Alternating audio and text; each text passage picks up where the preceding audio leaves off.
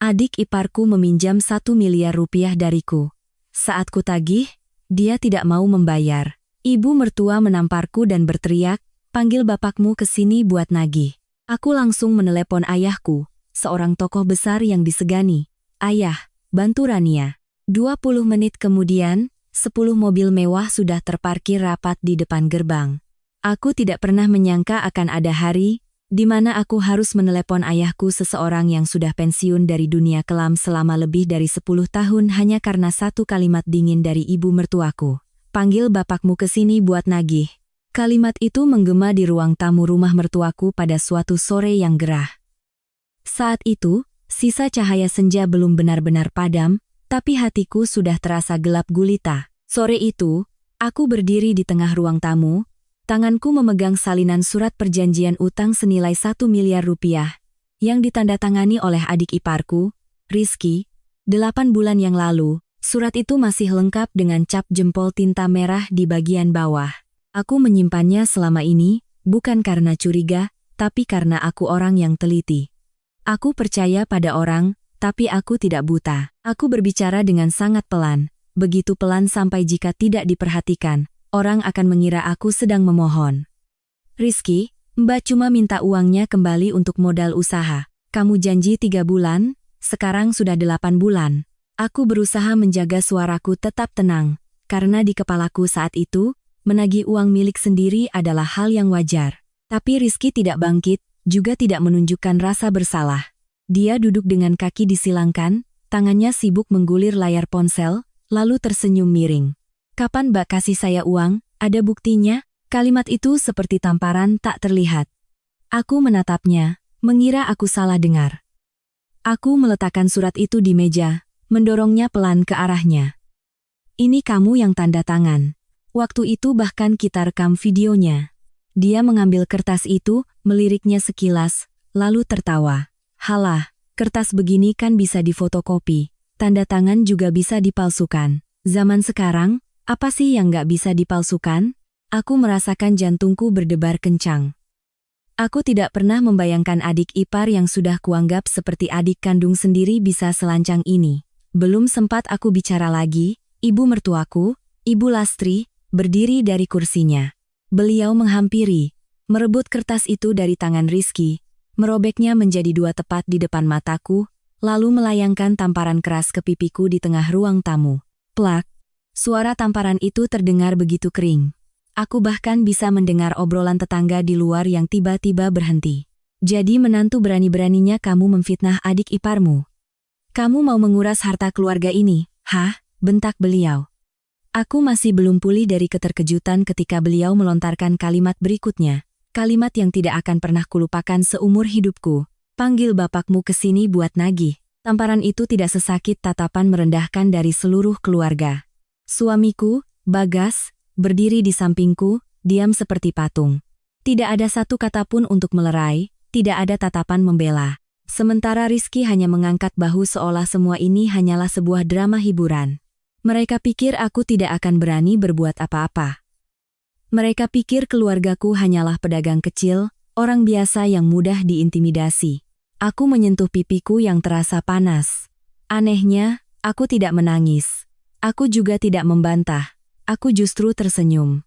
Senyum yang bahkan membuatku sendiri merasa asing. Aku mengeluarkan ponsel dari tasku, membuka kontak, dan menekan nomor yang kusimpan dengan nama ayah. Ayahku menjawab telepon dengan sangat cepat, suaranya terdengar berat dan tenang.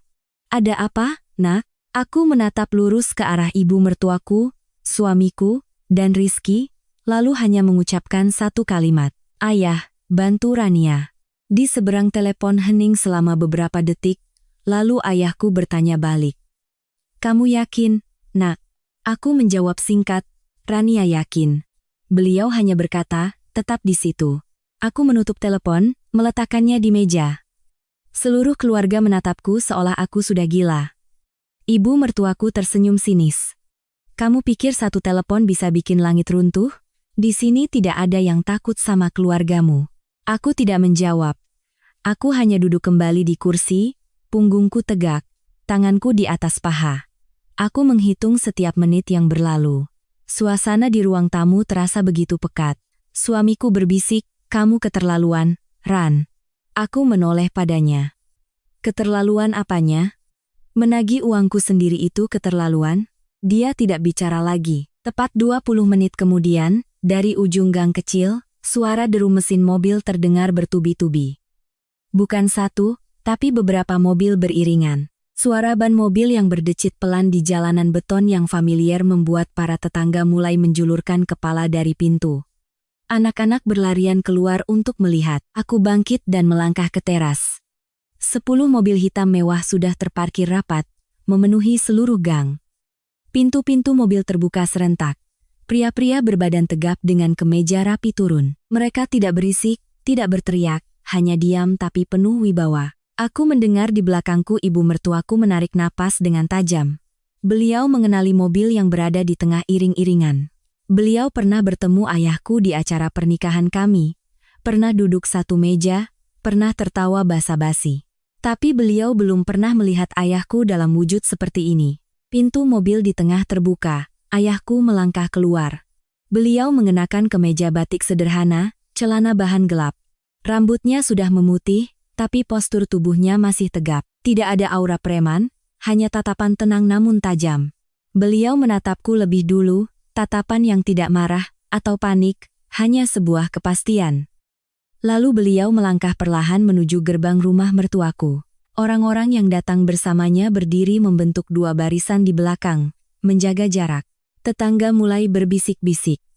Aku bisa mendengar seseorang berkata pelan, "Ada masalah apa itu? Kok ngeri sekali?" Ibu mertuaku mundur selangkah. Suamiku pucat pasi. Rizky akhirnya meletakkan ponselnya. Rumah yang tadinya terasa familiar, kini mendadak menjadi sesak. Ayahku melangkah melewati ambang pintu, menyapu pandangannya ke seluruh ruangan, lalu berhenti di tengah ruang tamu. Beliau berkata, suaranya datar tapi setiap katanya terasa berat. "Saya datang sesuai permintaan ibu." Seluruh ruangan hening seketika. Dan aku tahu, sejak detik itu, aturan main di rumah ini telah berubah. Begitu kalimat ayahku selesai, ruang tamu menjadi begitu sunyi sampai aku bisa mendengar detak jarum jam dinding. Tapi sejujurnya, momen itu bukanlah saat di mana aku merasa puas. Rasanya lebih seperti seberkas cahaya yang membelah kegelapan, membuatku melihat segalanya lebih jelas, termasuk hal-hal yang selama ini sengaja kuabaikan selama menjadi menantu. Dan saat itulah, di kepalaku terputar kembali rentetan kenangan panjang, seolah seseorang membuka sebuah peti tua yang sudah kukunci rapat. Aku sadar, untuk sampai pada detik di mana ayahku melangkah melewati ambang pintu rumah mertuaku hari ini, ada perjalanan panjang berisi kesabaran, penderitaan, dan rahasia yang tak pernah kuceritakan pada siapapun. Namaku Rania Wulandari. Aku menikah di usia 27 tahun. Usia yang bagi banyak orang dianggap pas untuk berumah tangga. Aku menikah dengan Bagas bukan karena harta atau status. Aku menikahinya karena dulu dia memperlakukanku dengan sangat baik, bicaranya lembut, dan tindakannya selalu terukur. Dia bukan tipe pria romantis, tapi dia memberiku rasa aman. Aku pernah berpikir, pria yang baik pasti akan menghargai istrinya. Kesalahanku adalah, aku lupa satu hal. Pria yang baik belum tentu kuat, dan pria yang tidak kuat mudah disetir orang lain. Keluarga suamiku memiliki toko bahan bangunan yang cukup terkenal di daerah kami. Mereka bukan konglomerat, tapi memiliki kekayaan yang cukup untuk melahirkan rasa bangga dan suka memaksakan kehendak. Ibu mertuaku, Ibu Lastri, adalah tipe orang yang kalimat lembutnya bisa menusuk hati sangat dalam. Hari pertama aku datang sebagai calon menantu, beliau menatapku dari atas ke bawah lalu berkata, "Keluarga kami tidak butuh menantu kaya, yang penting nurut." Waktu itu aku masih naif. Kukira perkataannya berarti beliau orang yang santai dan tidak materialistis. Belakangan aku baru paham, kata nurut di mulutnya bukan berarti patuh dan sopan, tapi patuh dalam artian tunduk sepenuhnya. Tahu kapan harus diam saat disalahkan, dan tahu kapan harus menunduk saat dihina. Bagas, saat awal pernikahan, masih perhatian. Tapi semakin lama, sifat takutnya pada ibu semakin terlihat. Ibu mertua bicara satu kalimat, dia dengarkan 10. Aku memberinya masukan, dia menyuruhku mengalah, demi ketenangan rumah tangga. Aku bertanya, "Mengalah sampai kapan, Mas?" Dia hanya menjawab, "Ibu sudah tua, kamu jangan dilawan." Pernah sekali aku keceplosan bertanya, "Lalu aku kan juga istrimu." Dia diam. Keheningan itu, belakangan baru kupahami, adalah caranya memilih. Memilih untuk tidak berpihak padaku, agar tidak perlu berkonflik dengan ibunya. Adik iparku, Rizky, 2 tahun lebih muda dariku. Mulutnya sangat manis. Dia selalu memanggil Kumbak dengan nada yang terdengar akrab dan tulus. Dia tahu kapan harus memuji, kapan harus mengeluh, dan kapan harus menceritakan kesusahan secukupnya agar orang lain iba. Tapi di balik itu, Rizky sangat malas. Dia benci kerja keras, benci diatur, tapi suka hidup mewah.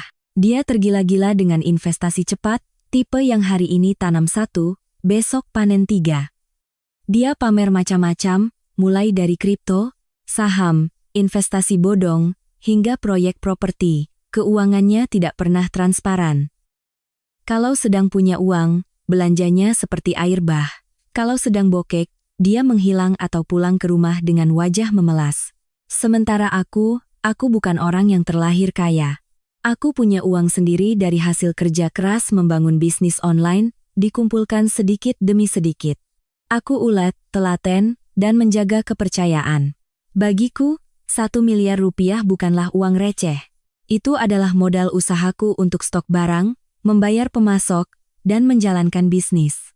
Banyak orang mungkin akan bilang, punya uang ya wajar pinjamkan ke keluarga.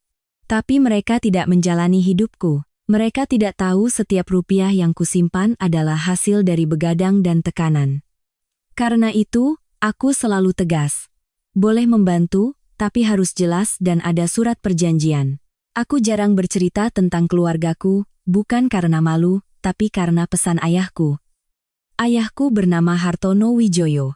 Beliau dulu adalah orang yang sangat disegani di Jakarta. Aku tidak mau menceritakan masa lalunya panjang lebar, yang jelas sebuah insiden perkelahian besar bertahun-tahun lalu mengakibatkan korban jiwa.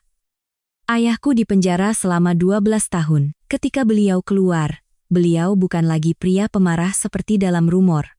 Beliau menarik diri sepenuhnya, membuka usaha mebel kayu jati, hidup tenang, dan tidak suka disorot. Beliau mengajariku satu hal yang kuingat selamanya. Hiduplah seperti orang biasa. Jangan ungkit masa lalu. Aku pernah bertanya pada ayah, kenapa kita tidak memberitahu orang lain agar mereka menghormati kita? Ayahku hanya tersenyum getir. Kamu mau orang menghormatimu, atau menghormati bayang-bayang ayah? Keluargaku sudah bertahun-tahun pindah dan tinggal di kota ini. Aku menikah di sini.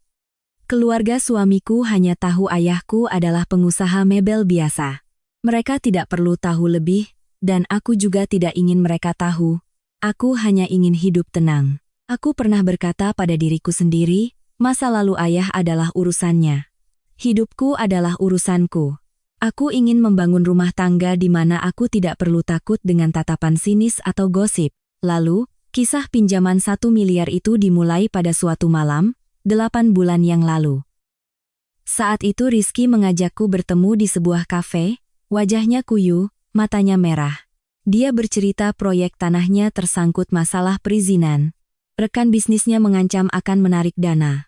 Jika dia tidak bisa segera mendapatkan dana talangan, modalnya akan hangus. Dia bicara seperti mau menangis. "Mbak, pinjam sementara saja, 3 bulan pasti aku kembalikan. Kalau aku menipu Mbak, aku dosa sama Mas Bagas dan Mbak." Dia bahkan membawa-bawa nama suamiku. Mas Bagas juga tahu, kok. Aku nggak berani macam-macam. Aku menoleh ke arah Bagas, dan dia mengangguk. Dia memang ada proyek, Ran. Bantu dia sekali ini saja. Waktu itu aku masih percaya pada suamiku. Aku juga berpikir, jika adik ipar sedang susah, wajar jika aku membantu, nanti keluarga juga akan lebih menghargaiku. Tapi hatiku tetap waspada. Aku berkata terus terang, Mbak hanya bisa meminjamkan. Harus ada surat perjanjian yang jelas. Rizky langsung setuju.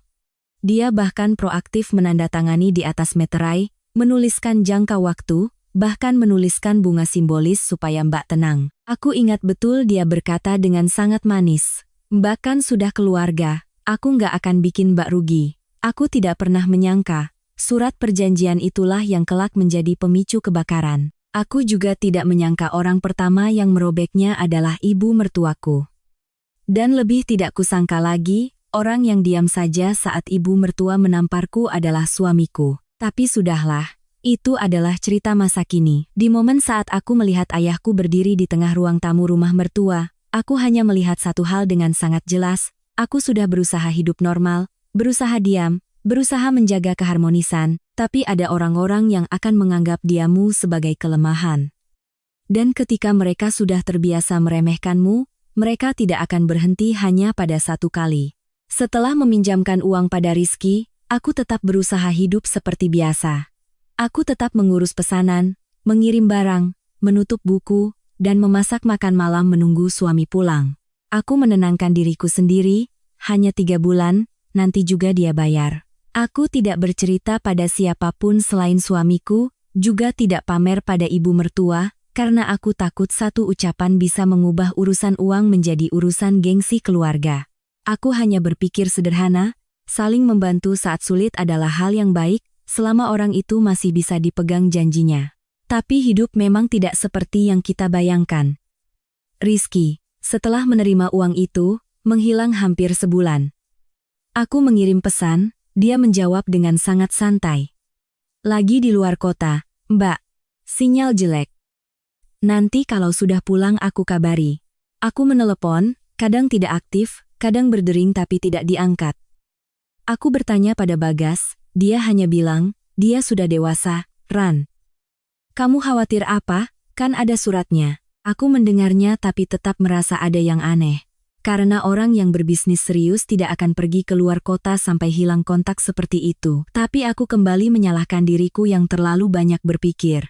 Mencoba menelan rasa cemas itu, dan terus menunggu. Hingga suatu malam, aku tidak sengaja melihat Rizky mengunggah foto di media sosial. Dia berdiri di samping sebuah mobil baru, tangannya memegang kunci, tersenyum sangat lebar. Di bawah foto itu ada tulisan, "Usaha tidak akan mengkhianati hasil." Aku terdiam beberapa detik. Aku tidak mau berpikiran buruk, jadi aku terus melihat. Foto kedua, dia berada di sebuah resor mewah, kolam renang biru jernih, segelas jus di depannya, sudut fotonya sangat instagramable. Foto ketiga adalah acara makan-makan, meja penuh hidangan, di sekelilingnya orang-orang asing, yang semuanya memakai jam tangan mengkilap. Aku duduk di kursi, hatiku terasa berat. 1 miliar rupiahku bukan uang yang jatuh dari langit. Aku bertanya-tanya, investasi apa yang dalam beberapa minggu sudah bisa menghasilkan cukup uang untuk membeli mobil dan berlibur seperti itu? Aku mengiriminya pesan langsung. Wah, mobil baru Ki. Bisnismu lancar sekali, ya. Beberapa saat kemudian dia baru membalas, nadanya seperti mengejek. Mbak nggak ngerti ya, investasi itu harus bangun citra. Kalau citranya bagus, orang baru percaya. Aku membacanya dan merasa marah sekaligus dingin. Aku bukan orang yang tidak mengerti bisnis. Aku paham citra itu penting, tapi aku juga paham citra tidak bisa dibangun dengan uang pinjaman yang belum dikembalikan. Malam itu suamiku pulang, aku menunjukkan ponselku padanya. Dia melirik sekilas lalu mengucapkan kalimat yang membuatku kecewa. Percaya saja sama adikku, Ran. Dia tidak mungkin menipu kita. Aku bertanya lagi, mencoba menahan emosi. Mas benar-benar merasa ini wajar? Aku pinjamkan uang, dia beli mobil dan liburan, dia mengangkat bahu. Namanya juga investasi, kalau untung ya dia bayar. Aku menatap suamiku dan merasa seperti berbicara dengan tembok. Ibu mertuaku berbeda. Beliau tidak bertanya langsung, tapi sindirannya cukup untuk membuatku paham bahwa beliau ingin aku diam. Suatu hari saat makan malam, beliau meletakkan mangkuknya dan berkata seolah tanpa sengaja, perempuan itu urusannya dapur saja, jangan ikut campur urusan uang laki-laki, nanti malah jadi masalah. Aku mendengarnya, tanganku yang sedang mengambil lauk langsung berhenti. Aku ingin berkata, itu uang saya, Bu, tapi kemudian aku menelannya kembali. Aku takut jika aku bicara, beliau akan langsung memberiku cap sebagai perempuan matre yang hitung-hitungan dengan keluarga. Aku memilih diam, dan berkata pada diri sendiri, tunggu saja 3 bulan lagi. 3 bulan berlalu secepat kedipan mata. Tepat di tanggal jatuh tempo, Rizky mengirim pesan singkat. Mbak, aku minta tunda sebentar ya. Lagi ada masalah perizinan. Aku meneleponnya, dia mengangkat. Suaranya tetap santai seolah tidak ada apa-apa. Mbak tenang saja, aku nggak akan lari, kok. Aku bertanya, masalah apa Kai? Coba jelaskan biar Mbak tahu. Dia menjawab, Mbak jangan banyak tanya, bikin aku stres. Investasi ya begini. Aku menutup telepon, hatiku kesal tapi tetap mencoba bersabar. Aku pikir, sudah terlanjur membantu, jangan sampai hubungan keluarga jadi rusak. Bulan keempat, aku mulai menagih lebih jelas. Aku butuh uang untuk stok barang, pemasok sudah menagih, pelanggan sudah memesan.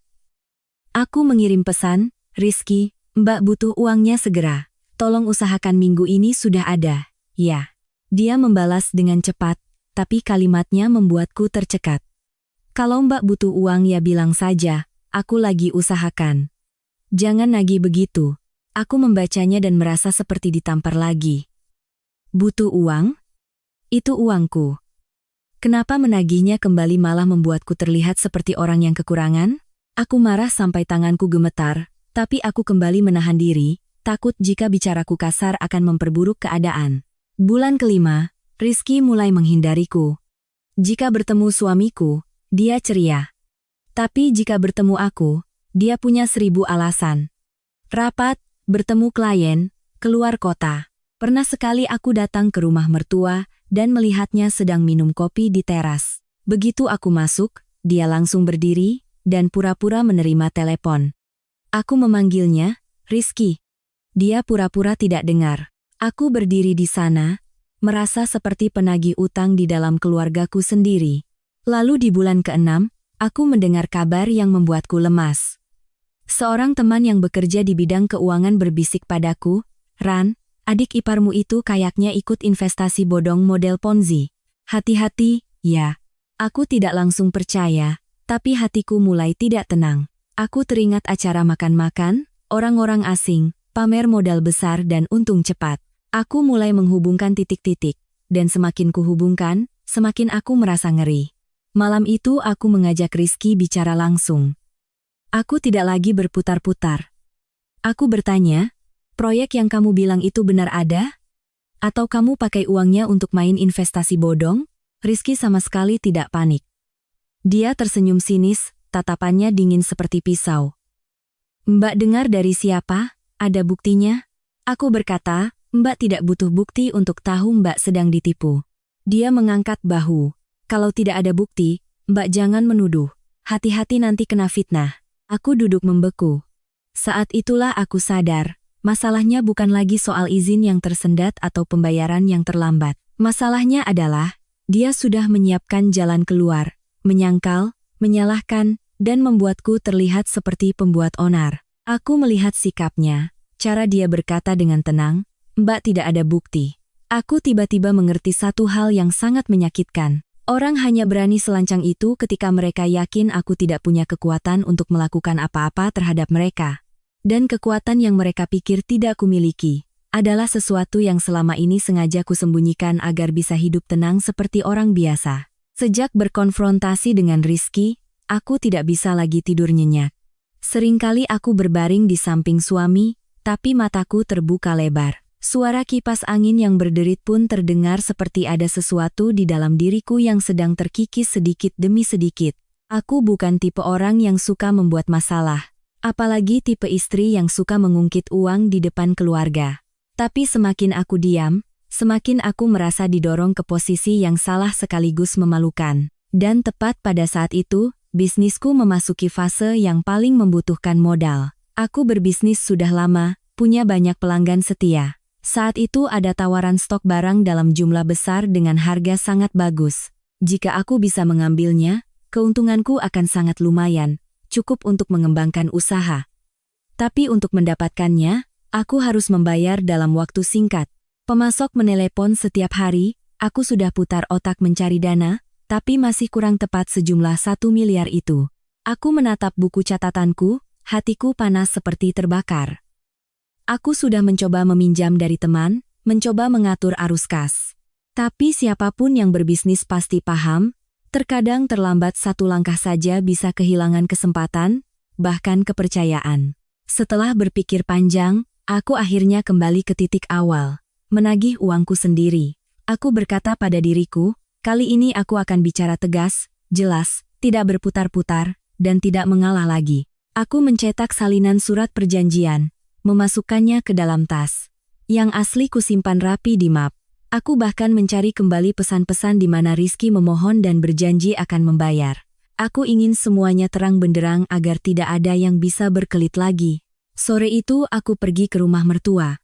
Aku tidak memanggil Rizky keluar, karena aku tahu jika bertemu berdua, dia akan mencari alasan lagi, menunda-nunda, lalu pulang dan menuduhku menekannya. Aku memilih untuk bicara di depan seluruh keluarga. Aku masuk ke ruang tamu.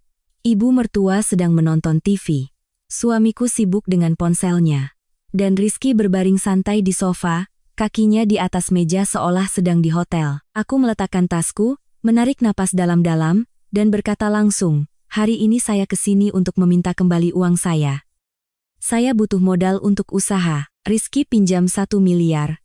Sekarang saya minta kembali. Aku bicara dengan volume cukup, tidak keras, tidak pelan, tapi setiap katanya tegas. Rizky tidak bangkit, dia hanya tertawa sinis.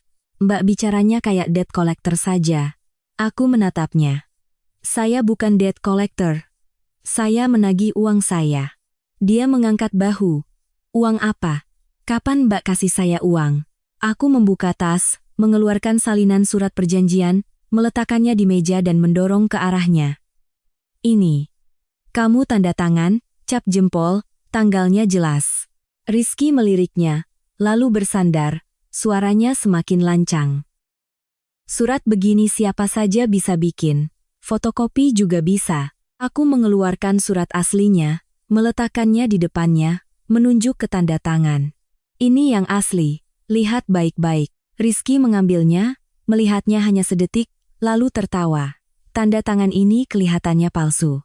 Kalimat itu membuat darahku mendidih. Belum sempat aku bereaksi, ibu mertua sudah angkat bicara. Suaranya penuh penghinaan. Jangan kamu menuduh anak saya untuk cari uang. Keluarga ini tidak miskin sampai harus menipu kamu. Aku menoleh ke ibu mertua, mencoba tetap tenang. Saya tidak menuduh, Bu. Saya hanya meminta kembali uang yang saya pinjamkan. Beliau membentak. Meminjamkan? Siapa yang percaya? Kalian para perempuan itu selalu hitung-hitungan. Mungkin kamu hanya memberinya sedikit, sekarang kamu karang cerita jadi 1 miliar untuk menguras kami. Mendengar itu, jantungku seperti diremas. Aku sudah bersabar berbulan-bulan, sudah mencoba menjaga keharmonisan. Tapi hanya dengan satu kalimatnya, aku diubah menjadi penipu serakah. Aku menoleh ke suamiku, menatap matanya dalam-dalam. Mas, bilang sesuatu. Mas, ada di sana waktu itu. Mas lihat dia tanda tangan. Mas bahkan mengangguk menyuruhku membantunya. Bagas diam. Diam begitu lama sampai aku bisa mendengar suara TV yang lirih. Aku menunggu. Aku berharap, sekali saja, dia akan membelaku. Tapi pada akhirnya, dia hanya menghela napas dan mengucapkan kalimat yang membuat hatiku membeku. Sudahlah Ran. Ikhlaskan saja, anggap saja membantu keluarga. Aku menatapnya, mataku panas tapi aku tidak menangis. Aku hanya merasa ada sesuatu di dalam diriku yang baru saja patah. Ikhlaskan? Membantu keluarga? Aku tiba-tiba sadar, di matanya, uangku adalah uang bersama. Uang hasil kerjaku, dia berhak memutuskan untuk diikhlaskan seolah itu adalah sedekah. Aku bertanya, suaraku bergetar karena marah. Maksud Mas diikhlaskan itu bagaimana? Ini uang pribadiku. Ibu mertua langsung menimpali dengan nada menghakimi. Uang pribadi apa? Sudah jadi menantu di sini, uangmu juga uang keluarga ini. Jangan sok memisahkan diri. Rizky duduk di sana, menatapku dengan tatapan antara merendahkan dan geli, seolah sedang menonton pertunjukan. Aku tidak tahan lagi. Aku berkata dengan jelas kata demi kata. Saya katakan sekali lagi. 1 miliar itu adalah uang yang saya pinjamkan pada Rizky. Saya butuh, saya ambil kembali. Saya tidak meminta, saya menagih hak saya. Begitu aku selesai bicara, ibu mertua berdiri. Beliau menerjang ke arahku, tanpa peduli benar atau salah, melayangkan tamparan keras ke wajahku. Tamparan itu terasa panas, dan membuat telingaku berdengung. Tapi yang lebih menyakitkan adalah penghinaan di depan suami dan adik iparku. Beliau berteriak, suaranya melengking. Panggil bapakmu ke sini buat nagih. Keluarga ini tidak memelihara ular di dalam rumah. Aku berdiri membeku. Dalam sekejap, aku melihat dengan jelas setiap wajah di hadapanku. Ibu mertua yang penuh kebencian. Suamiku yang menunduk menghindari tatapanku. Rizky yang tersenyum sinis. Aku sadar, sejak detik ini, aku bukan lagi bagian dari keluarga. Aku hanyalah seorang menantu yang bisa mereka peralat, bisa mereka ambil uangnya, dan bisa mereka tampar ketika aku berani menuntut hakku. Aku menyentuh pipiku, merasakan panas yang menjalar. Aku tidak menangis. Aku juga tidak berteriak. Aku hanya menatap mereka, setenang es. Dan di dalam hatiku, sebuah keputusan telah dibuat. Jika mereka memang ingin bertemu ayahku, maka aku akan mempertemukan mereka. Tapi pertemuan ini bukan untuk berkelahi, melainkan agar mereka paham bahwa ada batasan yang jika sudah dilewati, tidak akan pernah bisa kembali seperti semula. Aku melangkah keluar dari ruang tamu, kakiku masih berdiri kokoh tapi tanganku sedikit gemetar. Anehnya, pikiranku justru menjadi sangat jernih dan dingin. Aku tidak lagi mendengar suara TV atau umpatan ibu mertuaku di belakang. Aku hanya merasa ada sebongkah batu yang baru saja dilemparkan ke dalam dadaku. Rasanya bukan sakit yang menusuk, tapi sakit yang membekukan. Dinginnya menjalar, melumpuhkan semua kelembutan di dalam diriku. Aku berdiri di teras, memandang ke gang kecil yang sudah akrab. Gang ini biasanya sangat tenang. Jarang sekali ada mobil masuk karena jalannya sempit. Tetangga di sini juga ramah dan tidak suka ikut campur. Tapi hari itu, aku merasa seolah seluruh gang sedang menahan napas, menunggu apa yang akan kulakukan selanjutnya. Aku tahu, jika aku kembali ke ruang tamu dan berdebat, aku akan terjebak dalam lingkaran setan yang sama. Mereka akan berteriak, aku harus menjelaskan. Semakin banyak penjelasan, semakin aku akan dicap melawan orang tua. Pada akhirnya, akulah yang akan disalahkan. Aku tidak mau lagi seperti itu. Aku membuka tas, mengeluarkan ponselku. Di daftar kontak, nomor ayahku kusimpan dengan sangat sederhana. Ayah. Tidak ada tambahan apapun. Aku sudah cukup lama hidup untuk mengerti. Terkadang sesuatu yang sederhana justru punya bobot yang paling berat. Aku menatap layar sejenak, jariku melayang. Di kepalaku terbayang sosok ayah di bengkel mebelnya, kaosnya penuh serbuk kayu, tangannya memegang meteran, bekerja sambil mendengarkan radio. Sosoknya, sekarang jauh berbeda dari rumor masa lalunya. Beliau tidak ingin ada yang mengungkitnya. Apalagi jika aku yang menyeretnya kembali ke dunia yang sudah susah payah ditinggalkannya. Tapi kemudian aku teringat tamparan tadi, tatapan suamiku yang memalingkan muka, dan senyum sinis Rizky. Aku sadar, jika aku terus diam, mereka akan menganggapnya sebagai izin. Hari ini satu tamparan, besok akan ada yang kedua. Hari ini merobek surat utang, besok mereka akan mengarang cerita lain untuk membungkamku. Hal yang paling menakutkan, bukanlah kehilangan uang, tapi kehilangan hak untuk bersuara. Aku menekan tombol panggil. Di seberang, telepon diangkat dengan sangat cepat, seolah ayah sudah menunggu. Suaranya yang berat dan datar tidak bertanya panjang lebar. Rania, nak, hanya satu kata itu, tapi tenggorokanku terasa tercekat. Aku tidak mengeluh, tidak menangis. Aku hanya mengucapkan satu kalimat dengan jelas. Ayah, bantu Rania. Ayahku diam selama beberapa detik. Aku bisa mendengar suara angin di seberang sana. Lalu suaranya merendah. Kamu yakin, nak? Aku paham apa yang beliau tanyakan. Beluai tidak bertanya tentang uang.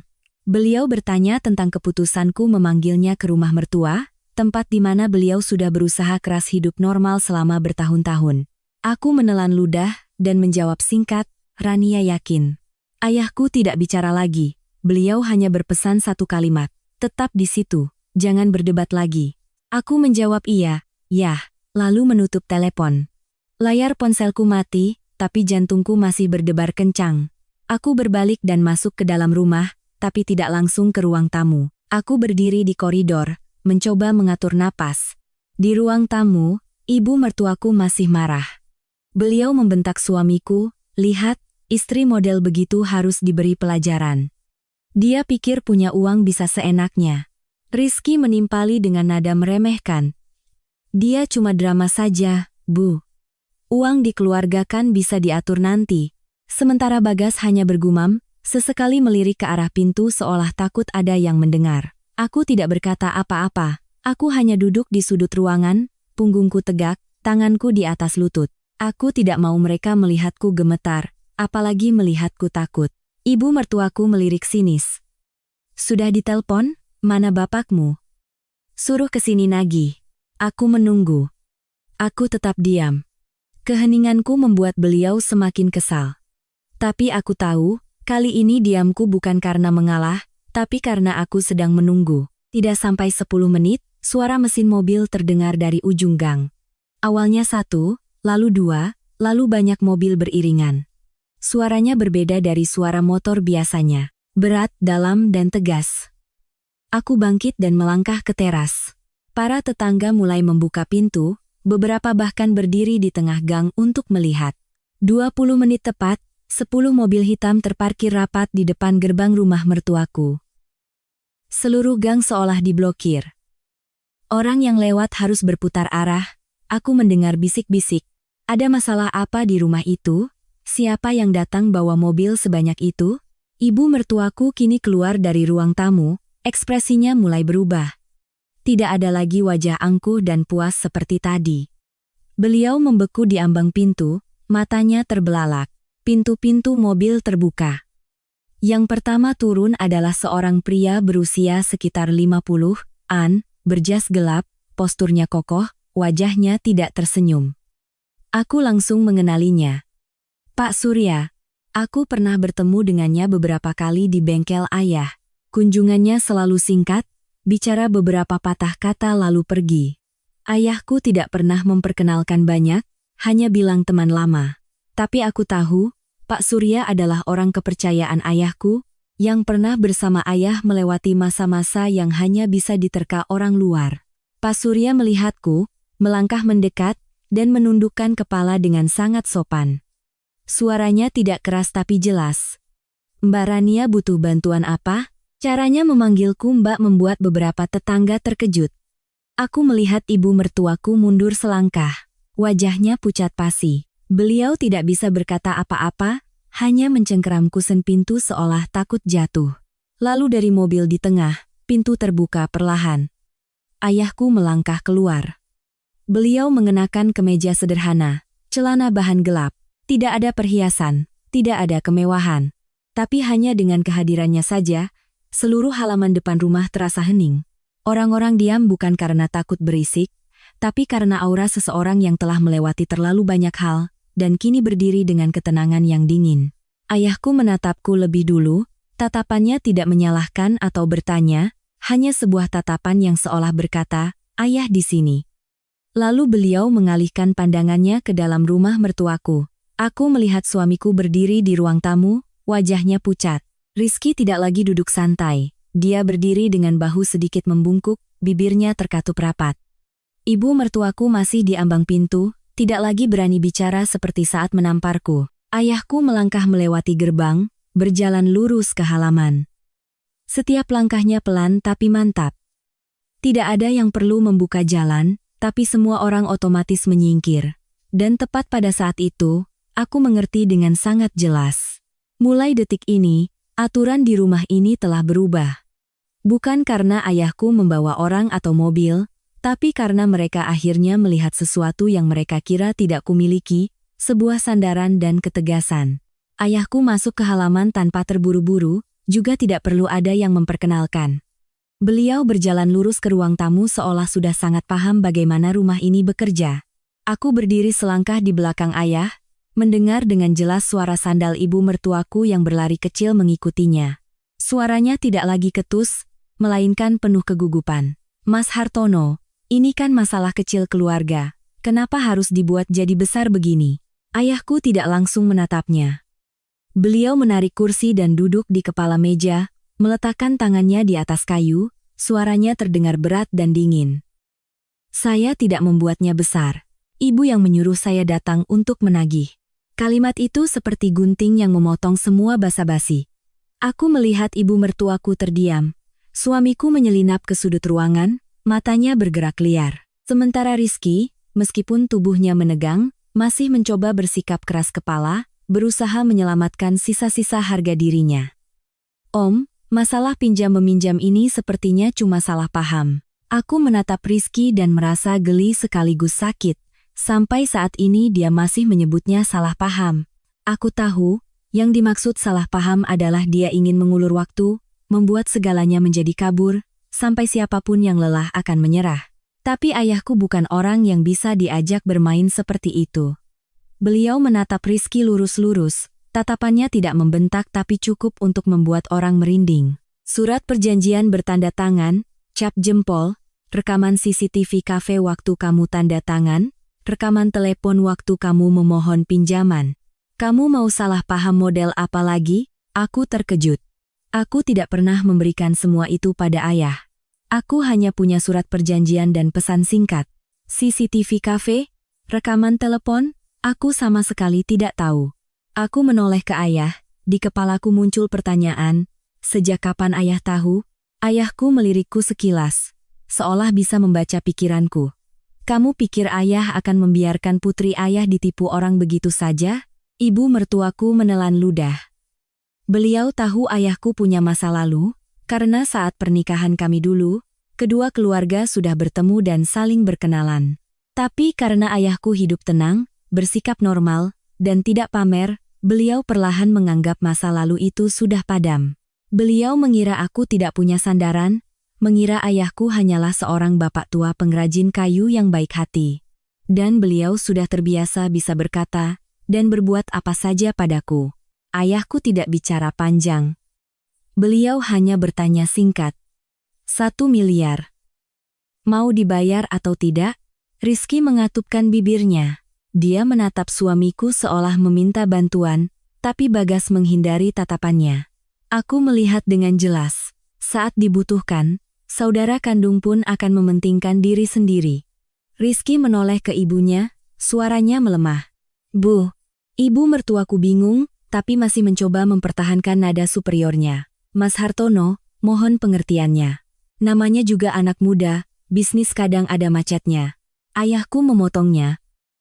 Masih dengan suara datar. Macet ya bilang macet. Tapi menampar putri saya, merobek surat utang di depannya. Lalu menyuruhnya memanggil saya ke sini. Itu macet model apa?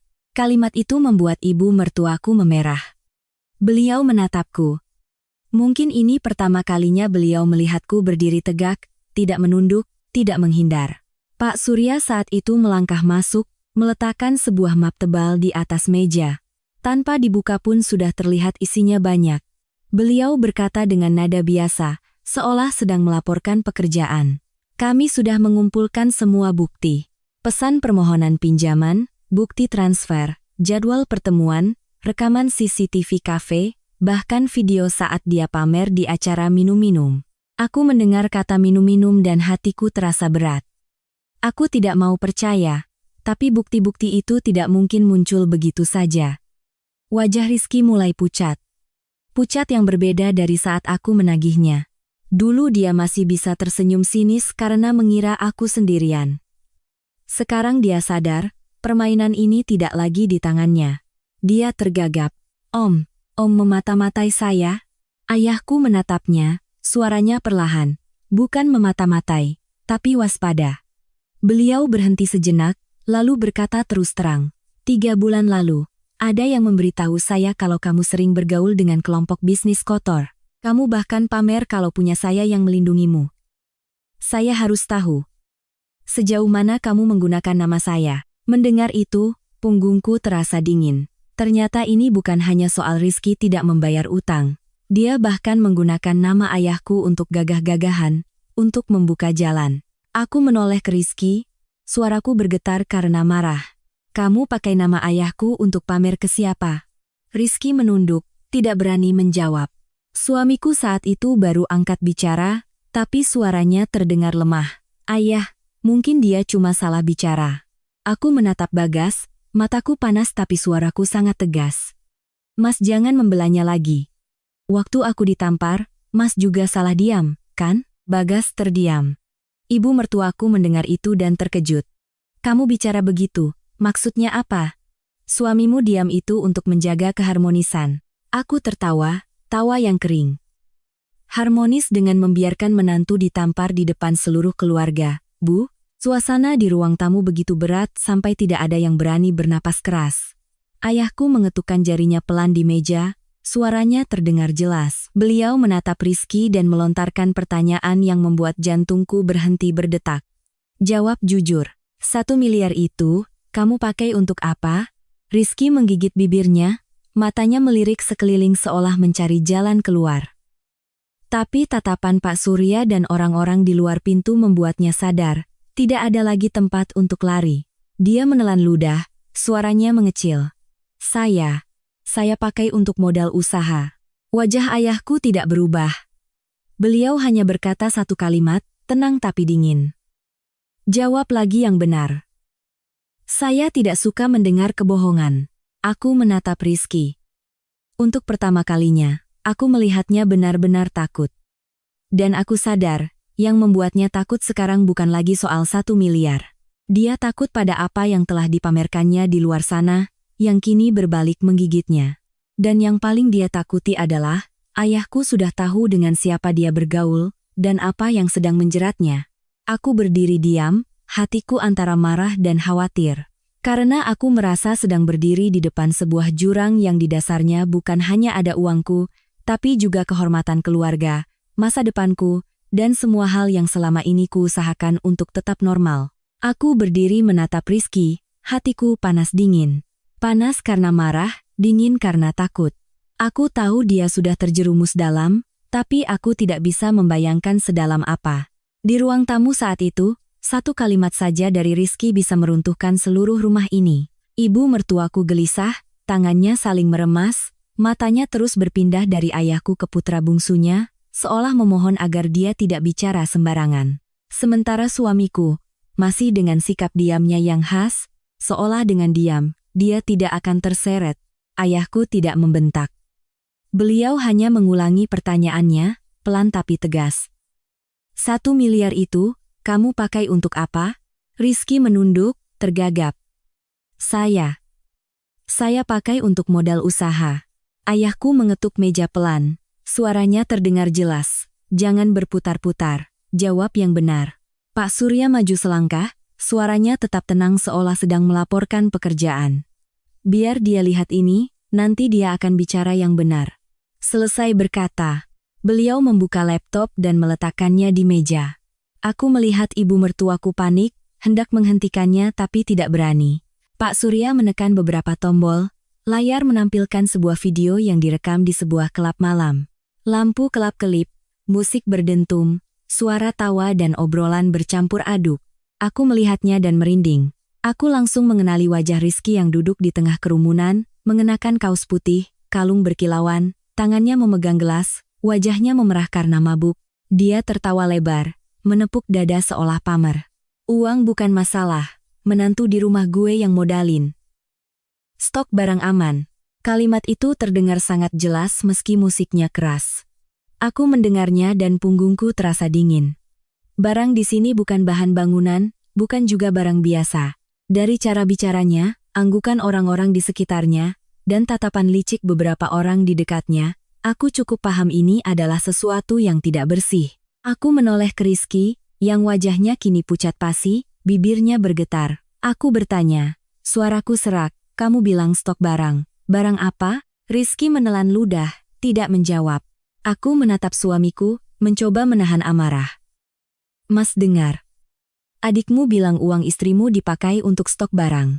Suamiku memalingkan muka, seolah jika tidak melihat, dia tidak harus menghadapi kenyataan. Aku merasa ada sesuatu yang jatuh di dalam hatiku. Ayahku tidak lama menatap layar. Beliau menatap Rizky lurus-lurus, bertanya satu kalimat, nadanya seperti bertanya soal makan. Kamu setor uang putri saya ke siapa? Rizky tetap diam. Keringat mulai membasahi pelipisnya. Aku melihat dengan jelas, Ketakutan yang sesungguhnya baru saja muncul. Bukan takut ditagih utang, tapi takut diseret keterang. Pak Surya memutar rekaman suara. Suara Rizky terdengar sedikit berbeda, tapi kalimatnya jelas. Tenang saja, ada Pak Hartono di belakang gue. Takut apa? Aku mendengar kalimat itu dan seluruh tubuhku lemas. Dia menggunakan nama ayahku untuk membangun kepercayaan, agar orang-orang percaya padanya. Agar mereka menyeretnya lebih dalam dan menyeretku juga. Aku langsung mengerti kenapa ayahku tadi berkata waspada. Ayah memantaunya bukan untuk balas dendam, tapi agar tidak difitnah, agar tidak dijadikan tameng. Ibu mertuaku saat itu benar-benar panik. Beliau menghampiri, suaranya gemetar. Mas Hartono, dia masih muda, belum berpengalaman. Tolong maafkan dia cuma gegabah. Beliau menoleh ke arahku. Air mata mulai mengalir. Rania, tolong bicara sama ayahmu, jangan diperpanjang masalahnya. Aku menatapnya, hatiku terasa aneh. Seseorang yang baru saja menamparku, merobek surat utangku, kini memanggil namaku dengan begitu lembut, seolah akulah satu-satunya pelampung yang bisa menyelamatkan mereka. Ayahku menatap ibu mertuaku tajam, suaranya tidak tinggi, tapi setiap katanya berat seperti batu. Dimaafkan. Agar besok polisi yang memanggil seluruh keluarga untuk diperiksa? Begitu? Ibu mertuaku membeku. Beliau bukan orang bodoh. Beliau paham arti kalimat itu. Ini bukan lagi soal utang piutang keluarga, tapi soal yang bisa menyangkut hukum, investigasi, dan lingkaran masalah yang lebih besar. Aku mendengarnya dan jantungku berdebar kencang. Aku tidak tahu menahu. Tapi aku paham satu hal. Jika kata polisi sudah keluar dari mulut ayahku, masalahnya tidak kecil. Aku menoleh ke Rizky, suaraku menjadi dingin. Rizky, jawab jujur. Kamu terlibat apa? Rizky menggeleng keras, seolah ingin menyangkal seluruh dunia. Enggak, Mbak. Aku enggak ngapa-ngapain. Aku cuma kenal saja. Ayahku memotongnya. Kenal macam apa? Sampai pakai uang putri saya untuk modal? Rizky menangis. Tangisan yang sesungguhnya, bukan lagi akting seperti sebelumnya. Dia menangis sambil terbata-bata. Saya cuma di tengah-tengah. Saya cuma mengenalkan. Saya nggak pegang barang, saya nggak berani. Aku mendengar kata barang dan tenggorokanku terasa kering. Aku tidak perlu dia menjelaskan barang apa. Dari cara dia ketakutan saja sudah cukup. Itu adalah sesuatu yang begitu kotor sampai tidak ada yang berani menyebut namanya. Pak Surya menambahkan dengan suara serius, dia bertindak sebagai perantara. Tidak memegang langsung pun tetap terlibat. Kalimat itu membuat ibu mertuaku terkulai di kursinya. Beliau menutupi wajahnya dengan kedua tangan, napasnya tersengal-sengal. Suamiku saat itu baru tersadar. Melangkah untuk menopang ibunya, tapi tangannya juga gemetar. Di kepalaku, sebuah pikiran melintas dengan sangat jelas. Rizky tidak mungkin terjebak begitu saja. Kelompok itu sengaja mendekatinya karena tahu dia adik iparku, karena tahu aku menantu di keluarga ini, dan karena tahu siapa ayahku. Cukup dengan Rizky keceplosan pamer satu kalimat, mereka punya alasan untuk menempel. Jika nanti ada masalah, orang tidak akan bilang anak muda gegabah. Orang akan bilang keluarga itu terlibat, dan semua hal kotor akan dilekatkan pada keluargaku. Aku menoleh ke ayah, bibirku gemetar tapi aku tetap bertanya. Ayah, lalu Rania harus bagaimana? Ayahku menatapku, tatapannya antara tegas dan sedih. Beliau berkata perlahan, kamu tidak perlu melakukan hal kotor. Kamu hanya perlu berdiri tegak. Apa adanya, kita hadapi. Lalu beliau menoleh ke Rizky, suaranya menajam. Sekarang kamu jelaskan. Uang putri saya kamu setor ke siapa? Kamu terlibat dengan kelompok mana? Sejauh mana kamu sudah membawa-bawa nama saya? Rizky menangis lebih keras, menggeleng seolah kepalanya mau pecah. Saya takut. Mereka mengancam saya. Aku melihat pemandangan itu, hatiku antara marah dan bergidik. Ternyata aku bukan hanya ditipu uang. Aku diseret ke dalam jebakan kehormatan, sebuah jebakan di mana jika aku tidak cukup waras dan tegas, akulah yang akan difitnah lebih dulu. Dan pada saat itu, aku mengerti kenapa ayahku datang dengan 10 mobil. Bukan untuk memukul siapapun, bukan untuk menakut-nakuti tetangga. Ayahku datang untuk membuat garis batas yang jelas. Batas antara urusan keluarga dan urusan hukum. Batas antara mengalah dan terseret ke dalam lumpur. Aku menatap Rizky yang terisak-isak, dan aku tahu, mulai saat ini, masalahnya sudah jauh melampaui sekadar membayar utang. Begitu aku berpikir masalahnya sudah melampaui sekadar membayar utang, sebuah pemandangan di ruang tamu membuatku tertegun. Rizky, adik ipar yang selalu angkuh, lancang, dan meremehkanku, tiba-tiba jatuh bersimpuh di depan ayahku. Dia bersujud begitu cepat sampai aku tidak sempat bereaksi. Kepalanya tertunduk, bahunya bergetar hebat, suaranya pecah di antara isak tangis. Om, tolong saya, Om. Saya dipaksa, saya tidak bisa keluar. Seluruh rumah seolah kehabisan udara. Ibu mertuaku ternganga, suamiku membeku.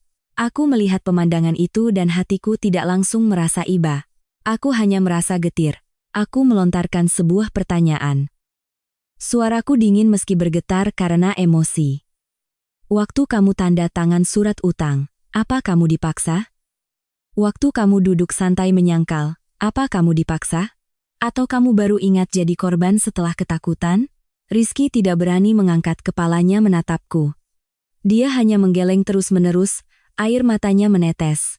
Aku tahu, dia takut pada ayahku. Tapi dia juga takut padaku. Bukan takut aku akan memukulnya, tapi takut aku akan menatap lurus pada kebenaran yang coba ditutupinya. Ayahku tidak membentak.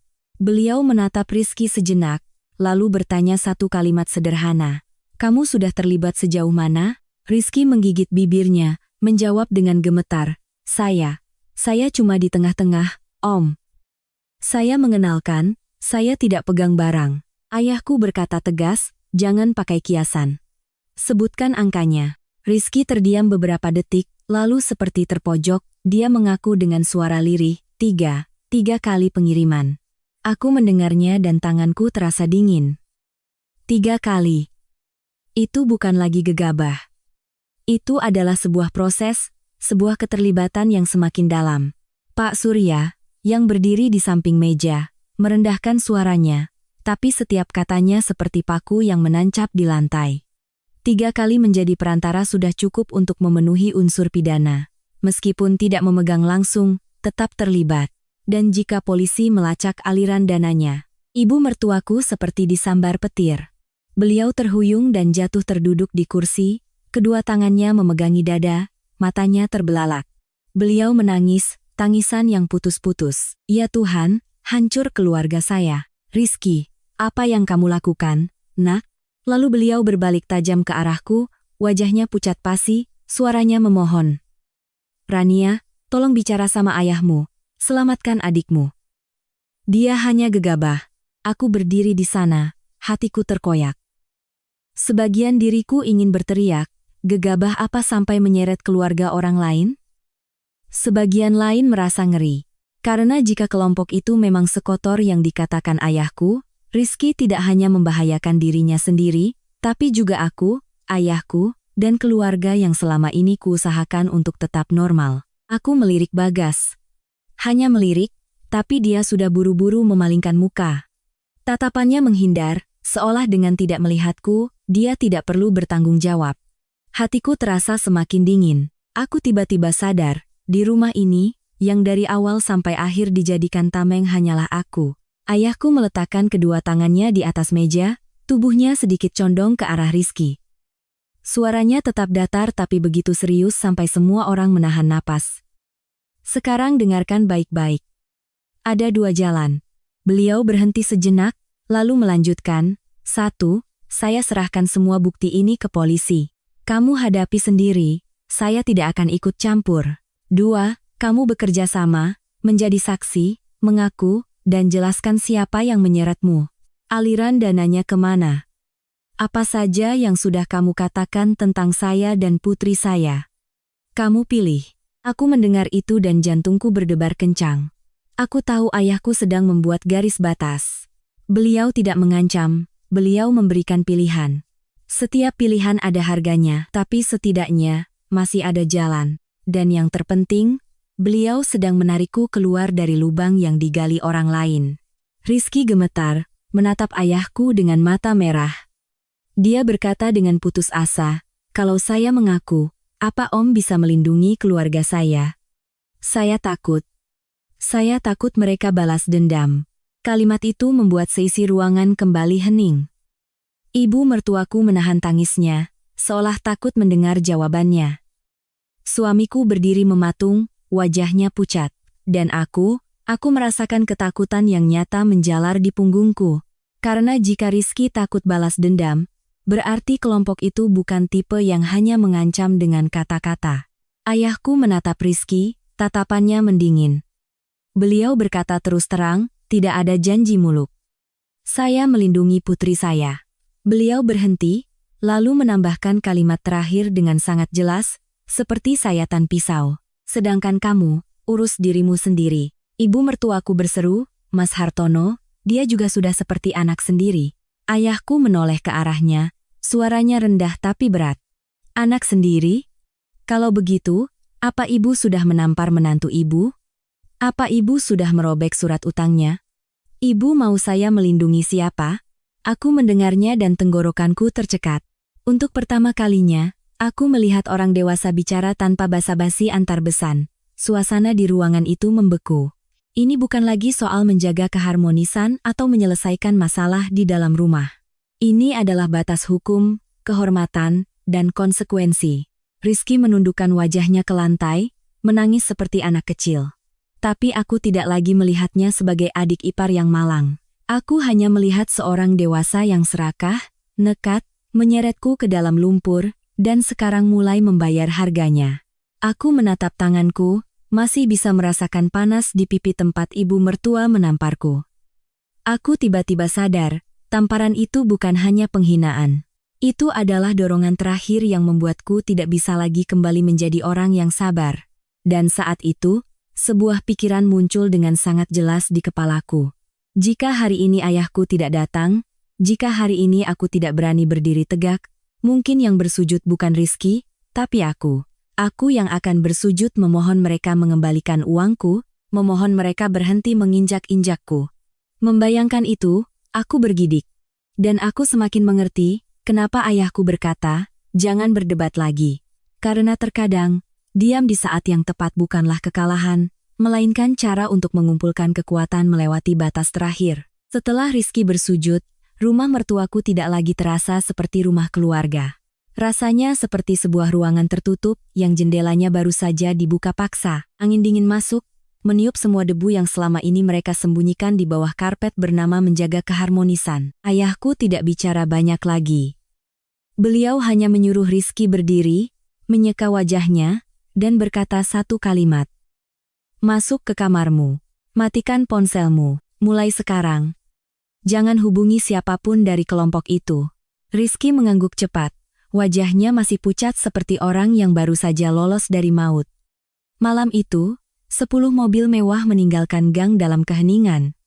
Tapi keheningan yang tertinggal justru lebih menakutkan. Para tetangga berdiri di depan rumah mereka, menatap, menebak-nebak, berbisik-bisik. Aku samar-samar mendengar. Ada masalah besar di rumah itu. Katanya terlibat bisnis kotor. Kalimat-kalimat itu seperti jarum yang menusuk telinga. Aku tidak takut orang menjelek-jelekanku. Aku takut kotoran itu menempel padaku sebelum sempat dibersihkan. 3 hari kemudian, seperti yang dikatakan Pak Surya, Rizky dipanggil oleh pihak berwenang. Dia pergi seperti orang kehilangan jiwa. Sebelum masuk mobil, dia menoleh padaku, suaranya serak. Mbak, jangan tinggalin aku. Aku tidak bisa langsung menjawab. Aku hanya menatapnya. Amarahku sudah tidak seperti dulu lagi. Masih ada. Tapi sudah bercampur dengan perasaan lain, ngeri. Ngeri melihat bagaimana seseorang bisa tergelincir dari sekadar meminjam uang, ke jurang yang begitu dalam hanya dalam beberapa langkah. Yang membuatku terkejut, ayahku tidak bertindak seperti preman seperti yang mungkin dibayangkan orang. Beliau tidak menelepon mengancam siapapun, tidak menyuruh orang untuk memberi pelajaran. Beliau hanya melakukan satu hal, menyerahkan seluruh bukti kepada pengacara kepercayaannya. Semuanya berjalan sesuai jalur hukum, rapi dan bersih. Ayahku berkata padaku, ayah pernah membayar mahal karena emosi sesaat. ayah tidak mau kamu membayar mahal karena kenaifan orang lain. Mendengar itu, aku tercekat. Aku sadar, ayah tidak hanya melindungiku. Beliau juga sedang melindungi pilihannya untuk pensiun dari dunia kelam. Tapi jalur hukum terkadang tidak membuat orang lega. Justru membuat mereka lebih takut karena menandakan konsekuensi yang nyata akan datang. Seluruh keluarga mertuaku panik. Ibu mertuaku tidak lagi berani membentakku. Suamiku tidak lagi berani berkata, "Ikhlaskan saja." Rizky hampir tidak berani keluar kamar. Telepon rumah mereka berdering terus-menerus tapi tidak ada yang berani mengangkat. Pernah aku melihat tangan ibu mertuaku gemetar saat memegang gelas, membuat gelas itu beradu dengan giginya, menimbulkan suara yang dingin. Aku juga tidak tenang. Aku bukan penonton. Akulah yang meminjamkan uang, akulah yang pertama kali terseret. Aku terus takut suatu hari ada yang datang mengetuk pintu, menanyakan namaku, menanyakan hubunganku dengan kelompok itu. Yang paling kutakutkan adalah nama ayahku diseret-seret, masa lalunya diungkit, dan diberi cap yang sudah susah payah dilepaskannya selama bertahun-tahun. Di tengah suasana mencekam itu, ibu mertuaku tiba-tiba datang ke rumahku pada suatu sore. Beliau tidak datang dengan angkuh seperti biasanya. Beliau datang sendirian. Tanpa suamiku, tanpa Rizky. Begitu masuk, beliau langsung berbisik seolah takut didengar tetangga. "Rania, tolong cabut laporannya. Anggap saja keluarga memohon padamu." Aku sedang di dapur, tanganku masih bertepung karena membuat kue. Mendengar kalimat itu, jantungku terasa sesak. Aku menoleh menatapnya. Wanita yang pernah merobek surat utangku, menamparku, dan memanggil ayahku dengan nada menghina, kini berdiri di hadapanku dengan mata merah. Tapi bukannya langsung luluh, aku justru merasakan sesuatu yang lebih dingin muncul di dadaku. Aku bertanya, suaraku tidak keras tapi cukup jelas. "Waktu ibu menampar saya, apa ibu menganggap saya keluarga?" Beliau terdiam, bibirnya bergerak-gerak, tapi tidak ada suara yang keluar.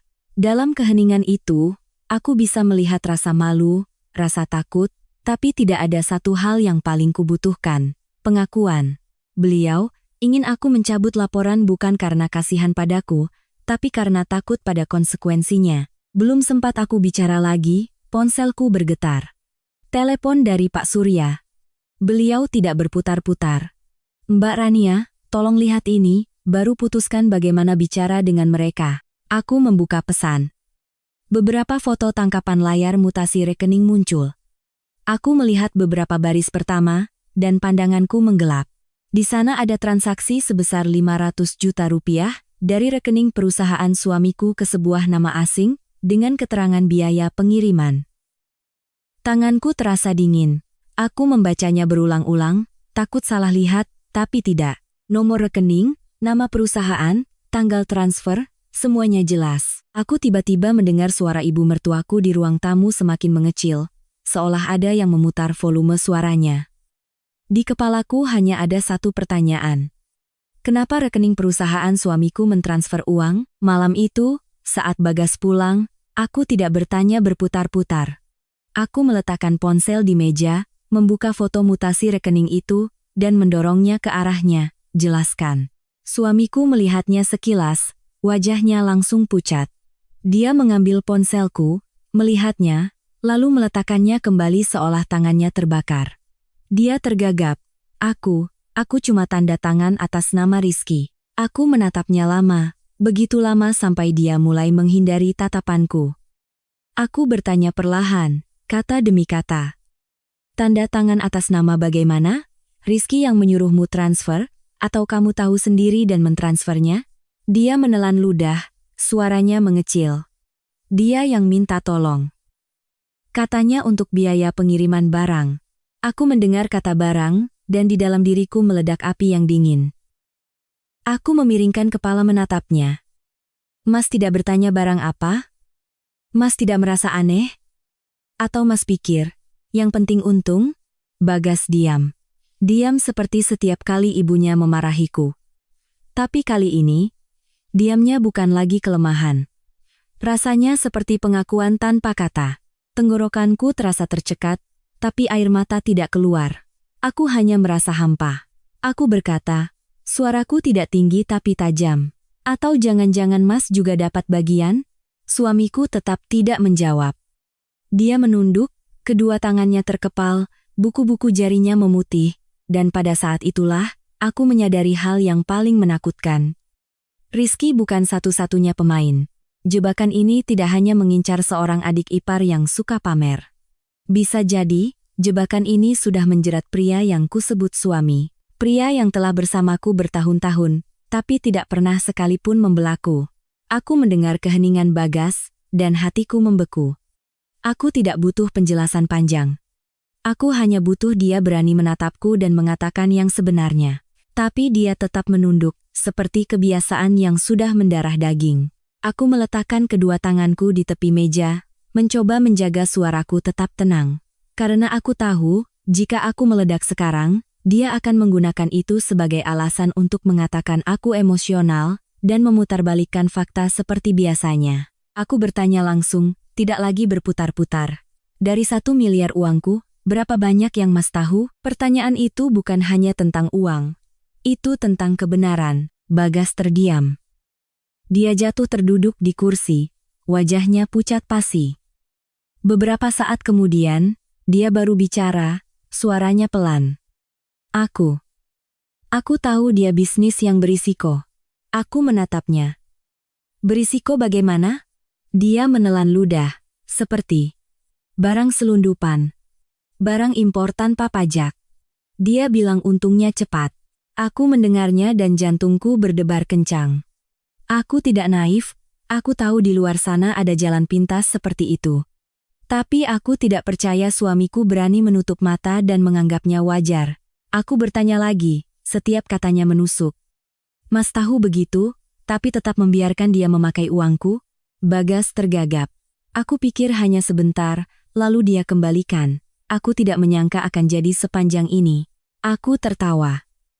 Tawa yang bukan tawa, lebih seperti helaan napas seseorang yang baru sadar telah ditipu terlalu lama. Aku tidak menyangka. Kalimat itu sudah bosan ku dengar. Waktu aku dimarahi ibumu, Mas juga tidak menyangka. Waktu aku ditampar, Mas juga tidak menyangka. Waktu aku menagih, Mas tetap tidak menyangka. Ternyata Mas hidup dengan hak untuk tidak menyangka agar tidak perlu bertanggung jawab. Aku menunjuk mutasi rekening di ponsel. Lalu yang 500 juta ini apa? Bagas menunduk. Kedua tangannya saling meremas, jarinya terkepal erat sampai memutih. Dia bicara seperti mengaku dosa. Aku ikut modal. Aku membeku. Meskipun sudah curiga, mendengarnya mengaku tetap terasa seperti pukulan telak di dada. Aku bertanya, ikut modal untuk apa? Dia menjawab pelan, dia bilang ada satu pengiriman, untungnya cepat. Aku ikut 500 juta, untung cepat lalu tarik diri. Aku menatapnya, suaraku tidak lagi bergetar, tapi menjadi dingin. Jadi Mas bukan hanya tanda tangan.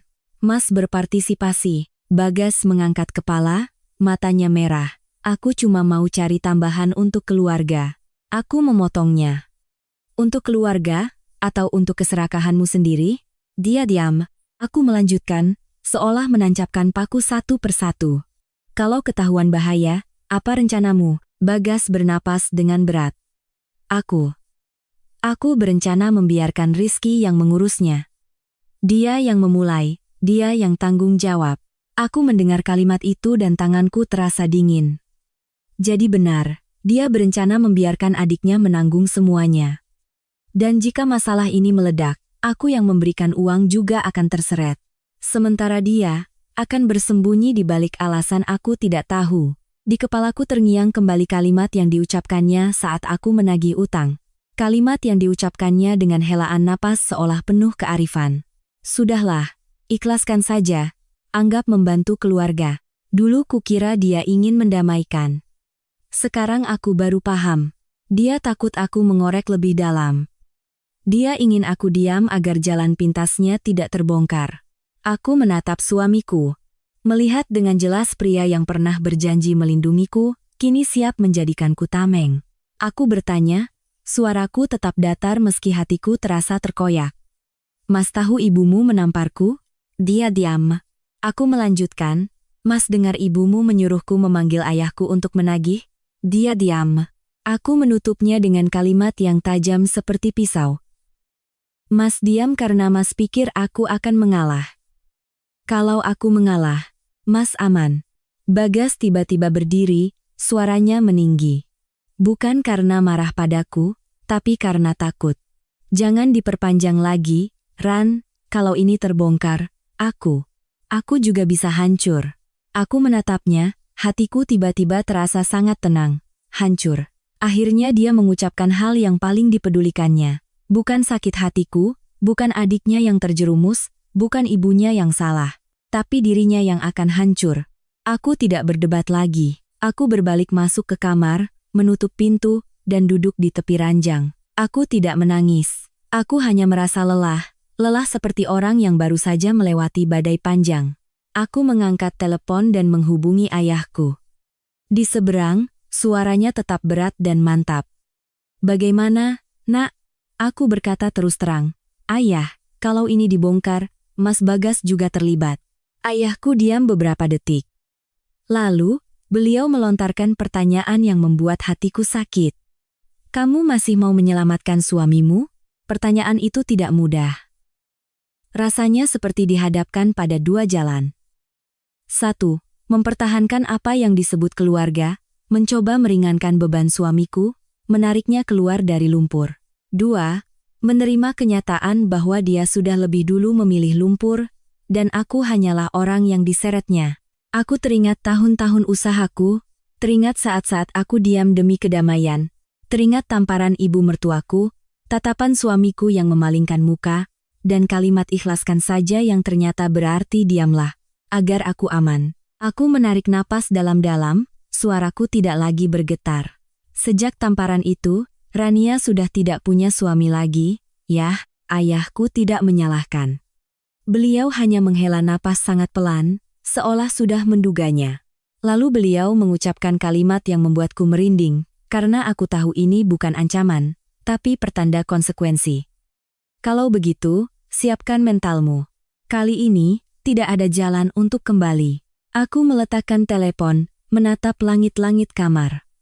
Di hatiku saat itu bukan lagi rasa takut seperti beberapa hari sebelumnya.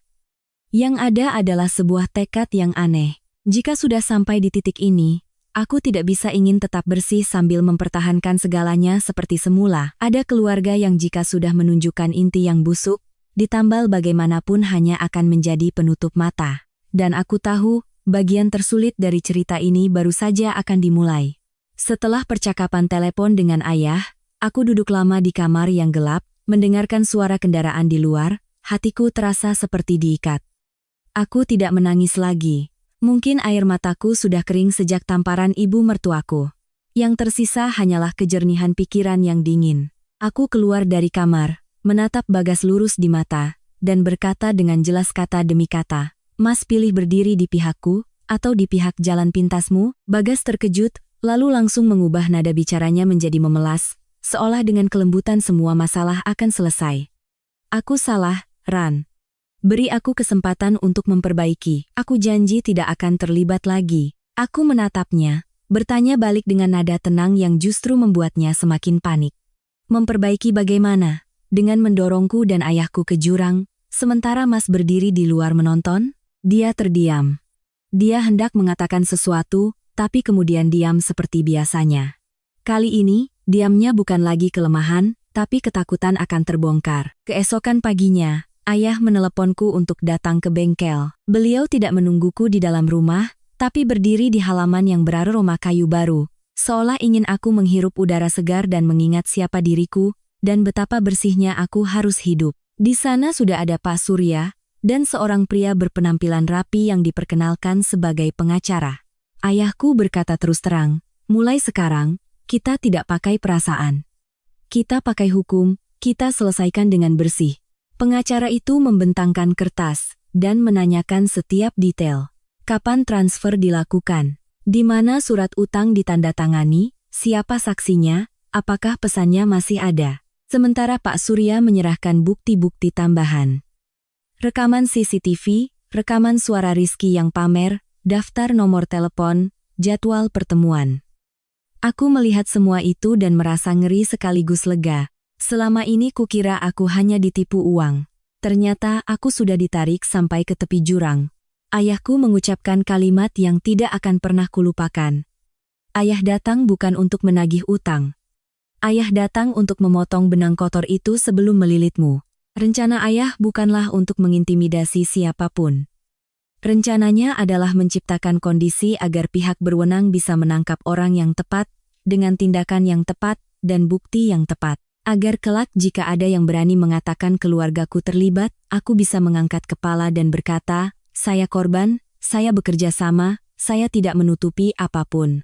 Pada saat yang sama, Rizky kembali dipanggil untuk pemeriksaan. Sebelum pergi, dia diberi syarat yang sangat jelas. Jika ingin hukumannya diringankan, dia harus bekerja sama sepenuhnya, tidak menyembunyikan pesan, tidak menghapus panggilan, dan tidak menyalahkan orang lain untuk lari dari tanggung jawab. Rizky saat itu tidak lagi angkuh. Dia menatapku, suaranya serak, Mbak, aku takut sekali. Aku menjawab dengan dingin, kalau takut, katakan yang sebenarnya. Jangan seret Mbak ke bawah bersamamu. Rizky menunduk, lalu mengaku satu hal yang membuatku merinding. Dia bilang kelompok itu pernah memaksanya menandatangani surat pengakuan utang palsu, seolah-olah dialah yang menanggung semuanya jika ada masalah. Tidak hanya itu, mereka juga menyimpan video dan rekaman suaranya saat pamer di klub malam. Tepat kalimat ada Pak Hartono di belakang gue. Rizky berkata sambil menangis. Mbak, mereka bilang kalau aku tidak tanda tangan, videonya akan disebar. Mereka bilang nama baik keluarga Mbak akan hancur. Aku mendengarnya dan kedua tanganku terasa dingin. Jadi bukan hanya menipu uang. Mereka juga menggunakan kehormatan sebagai alat untuk mencekik. Sore itu, ibu mertuaku datang lagi. Kali ini beliau tidak berani berdiri tegak. Beliau masuk dengan tatapan cemas, suaranya tergesa-gesa. Nak, dia salah jalan.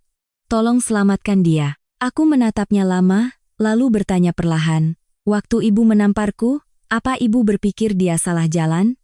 Atau waktu itu ibu hanya berpikir saya mudah diintimidasi? Beliau terdiam. Aku melihatnya ingin menangis, tapi bukan karena kasihan padaku, melainkan karena takut rumahnya akan terseret ke ranah publik.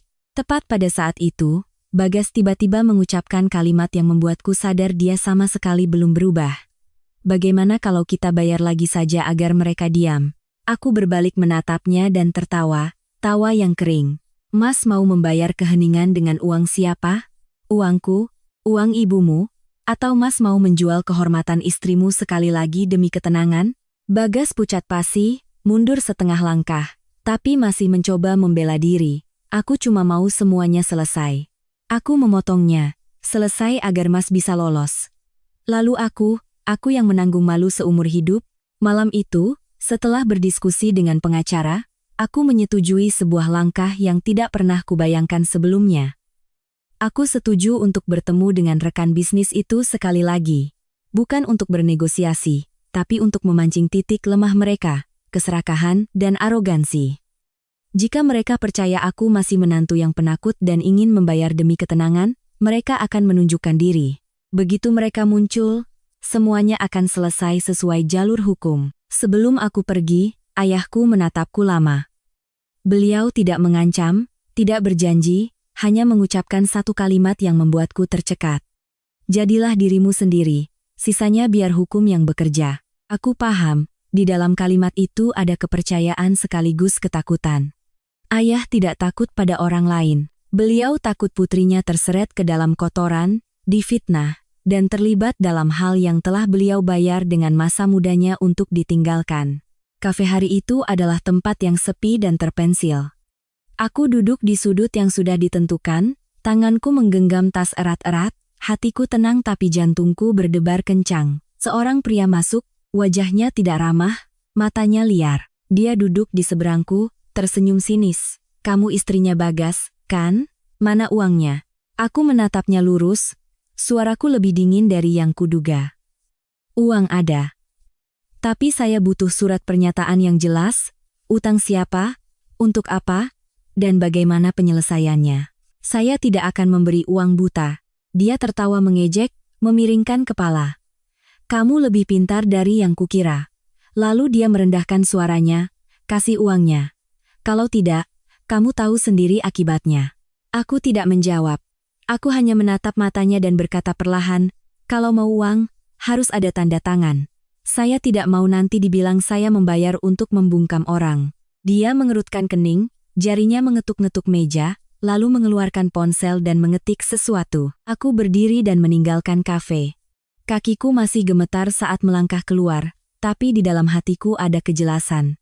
Perangkapnya sudah tertutup, bukan karena aku lebih berani dari siapapun, tapi karena untuk pertama kalinya dalam hidup, aku memilih menghadapi kebenaran daripada menunduk demi ketenangan semu.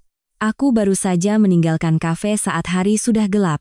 Aku tidak langsung pulang, tapi berhenti di sebuah gang sepi, duduk di dalam mobil sejenak untuk mengatur napas. Tanganku masih gemetar. Bukan karena takut dipukul, tapi karena aku tahu aku baru saja menyentuh sesuatu yang sangat kotor. Di kepalaku terus terngiang kalimat pria tadi, kalau tidak, kamu tahu sendiri akibatnya. Aku paham ancaman seperti itu tidak perlu dijelaskan. Itu adalah senjata yang digunakan orang ketika mereka yakin bisa berbuat jahat tanpa tersentuh. Tapi kali ini, aku tidak sendirian lagi. Aku menelepon Pak Surya dan hanya berkata satu kalimat. Mereka sudah terpancing. Beliau menjawab singkat. Pulanglah ke rumah mertuamu. Jangan sendirian di jalan. Jangan matikan ponsel. Aku menutup telepon, mengemudikan mobil ke arah rumah mertua dengan perasaan aneh, antara takut dan sadar sepenuhnya. Aku tahu malam ini akan terjadi sesuatu, hanya tidak tahu bagaimana caranya. Setibanya di sana, rumah mertuaku masih seperti panci presto. Ibu mertua mondar-mandir, matanya terus menatap ponsel. Bagas duduk lesu di sofa, wajahnya seperti orang yang tidak tidur seminggu. Rizky, yang dilarang ayahku menggunakan ponsel, duduk di sudut, memegangi kepalanya, sesekali terisak seperti anak kecil. Begitu aku masuk, ibu mertuaku langsung meraih tanganku, suaranya gemetar. Rania, kamu jujur, kamu bertemu mereka? Apa yang kamu lakukan sampai mereka bilang mau datang malam ini? Aku menarik tanganku dengan tenang. Saya tidak melakukan hal yang salah. Saya hanya melakukan persis seperti yang ibu ajarkan, memanggil ayah untuk menagih. Beliau terdiam. Mungkin beliau tidak menyangka kalimatnya sendiri akan kukembalikan tepat di saat beliau paling ketakutan. Bagas berdiri, menarikku ke sudut, dan berbisik. Jangan diperpanjang lagi, Ran. Aku mohon, aku tahu aku salah. Aku menatapnya, suaraku tenang dan dingin. Mas salah memohon. Seharusnya Mas memohon pada dirimu sendiri, yang serakah, dan ikut menandatangani. Dia terdiam. Sekitar pukul 8 malam lebih, saat aku baru saja meletakkan gelas, terdengar suara rem mobil mendadak di luar, diikuti suara gedoran di gerbang yang begitu keras seolah mau copot. Ibu mertuaku terlonjak, wajahnya pucat pasi, tangannya mencengkeram sofa. Suamiku membeku. Rizky seperti tersengat listrik, berdiri lalu jatuh terduduk lagi. Gerbang baru saja terbuka sedikit, suara seorang pria terdengar kasar dan dingin. Mana 1 miliar kami? Kalau tidak bayar, seluruh keluarga ini saya angkut. Aku mendengar setiap katanya dengan jelas. Ini bukan cara menagih yang beradab, ini adalah intimidasi, cara untuk membuat orang takut dan mengeluarkan uang. 3 atau 4 pria asing masuk ke halaman, berjalan dengan angkuh. Pemimpinnya berdiri di tengah, matanya menyapu sekeliling, lalu menunjuk ke arah ruang tamu. Siapa yang namanya Rizky? Seret keluar. Belum sempat Rizky berdiri, 2 orang sudah menerobos masuk, menarik kerah bajunya dan menyeretnya ke tengah halaman. Dia menangis terseduh-seduh, suaranya pecah. Saya salah, Bang, saya tidak mau terlibat lagi. Saya mohon. Tangisannya membuat ibu mertuaku hampir pingsan. Beliau terhuyung-huyung memegangi tanganku, suaranya memohon. Rania, katakan sesuatu, selamatkan keluarga ini. Aku menatapnya, hatiku tidak lagi merasa marah. Aku hanya melihat dengan sangat jelas, mereka hanya tahu takut ketika bahaya sudah menyentuh mereka. Aku menjawab perlahan, setiap katanya seperti paku. Ibu dulu menyuruh saya memanggil ayah untuk menagih. Sekarang, saya sudah memanggilnya. Pemimpin kelompok itu berbalik ke arahku, tersenyum sinis. Tatapannya antara menilai dan merendahkan. Kakak ipar cantik tapi kejam juga, ya? Punya uang ya bayar saja, jangan banyak drama. Bagas melangkah maju, melindungi ibunya, mencoba bersuara. Tolong yang tenang, ini rumah orang. Pria itu mendengus. Rumah orang ya bayar utang cara orang. Kalau tidak bayar, rumah ini saya buat jadi tidak tenang.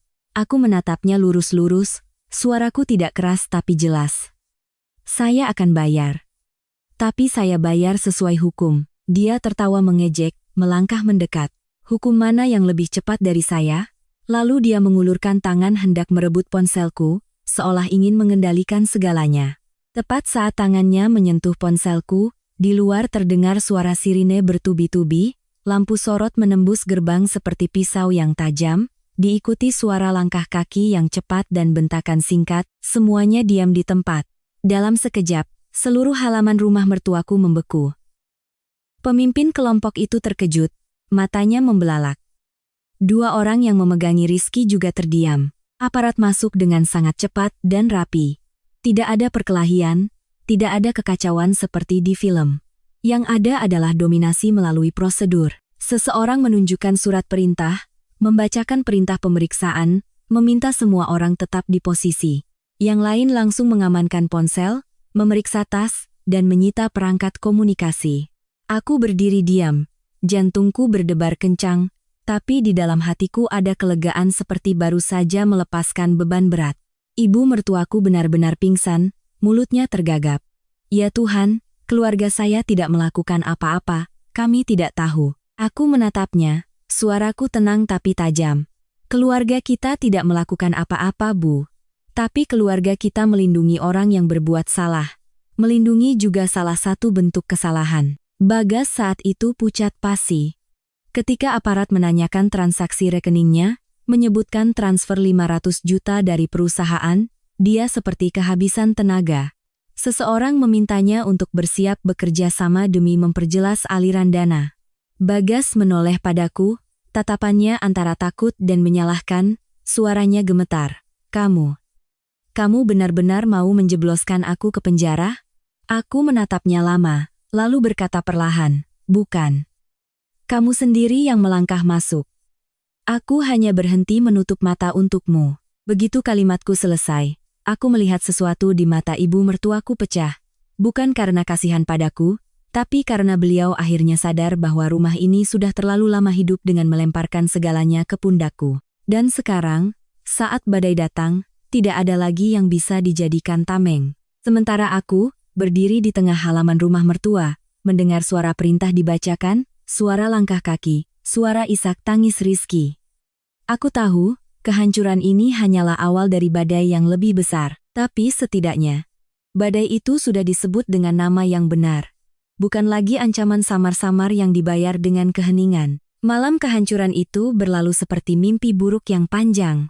Ketika halaman rumah mertuaku sudah sepi dari langkah sepatu, ketika gerbang tertutup, dan ketika para tetangga perlahan kembali ke rumah mereka sambil terus menoleh, di dalam rumah itu hanya tersisa napas yang tersengal-sengal, tatapan panik, dan keheningan yang berat seperti batu. Ibu mertuaku duduk terkulai di sudut sofa, menutupi wajahnya. Rizky meringkuk di kamarnya, pintu tertutup rapat. Dan Bagas, suamiku, mondar-mandir seperti binatang yang terperangkap, matanya merah karena kurang tidur dan ketakutan. Keesokan paginya, telepon di rumah mertua berdering tanpa henti. Seseorang menelepon untuk bertanya, yang lain mencoba mencari tahu. Ada yang bahkan mengirim pesan langsung, benar rumahmu didatangi polisi? Aku mendengar ibu mertuaku berbisik di telepon, suaranya gemetar, tidak ada apa-apa, cuma salah paham. Tapi semakin disangkal, semakin terlihat jelas. Siangnya, aku keluar untuk membeli sesuatu. Aku sudah melihat para tetangga berbisik, man lama menatapku dengan tatapan antara penasaran dan menghindar. Seseorang yang dulu ramah, kini bertemu denganku malah memalingkan muka seolah takut tertular sial. Aku tahu, berita ini sudah menyebar. Kehormatan, sesuatu yang selalu dijadikan keluarga mertuaku sebagai cambuk untukku, kini menjadi hal yang paling mereka takuti. Dini hari berikutnya, saat aku baru saja terlelap, terdengar gedoran keras di pintu. Aku membukanya dan melihat ibu mertuaku berdiri di sana, rambutnya acak-acakan, wajahnya kuyu seperti tidak tidur semalaman. Belum sempat bicara, beliau langsung bersujud di depan teras rumahku. Suara jatuhnya membuat jantungku berdebar. Beliau terisak-isak, bahunya bergetar hebat. Ibu salah, nak. Ibu mohon padamu. Selamatkan Bagas. Aku berdiri membeku. Jika ini terjadi dulu, mungkin aku akan panik, membantunya berdiri, merasa iba, dan berpikir bagaimanapun beliau adalah ibu mertua. Tapi saat itu, hatiku tidak lagi selembut dulu. Aku melihat pemandangan itu bukan tanpa rasa sakit, tapi sakit yang jernih.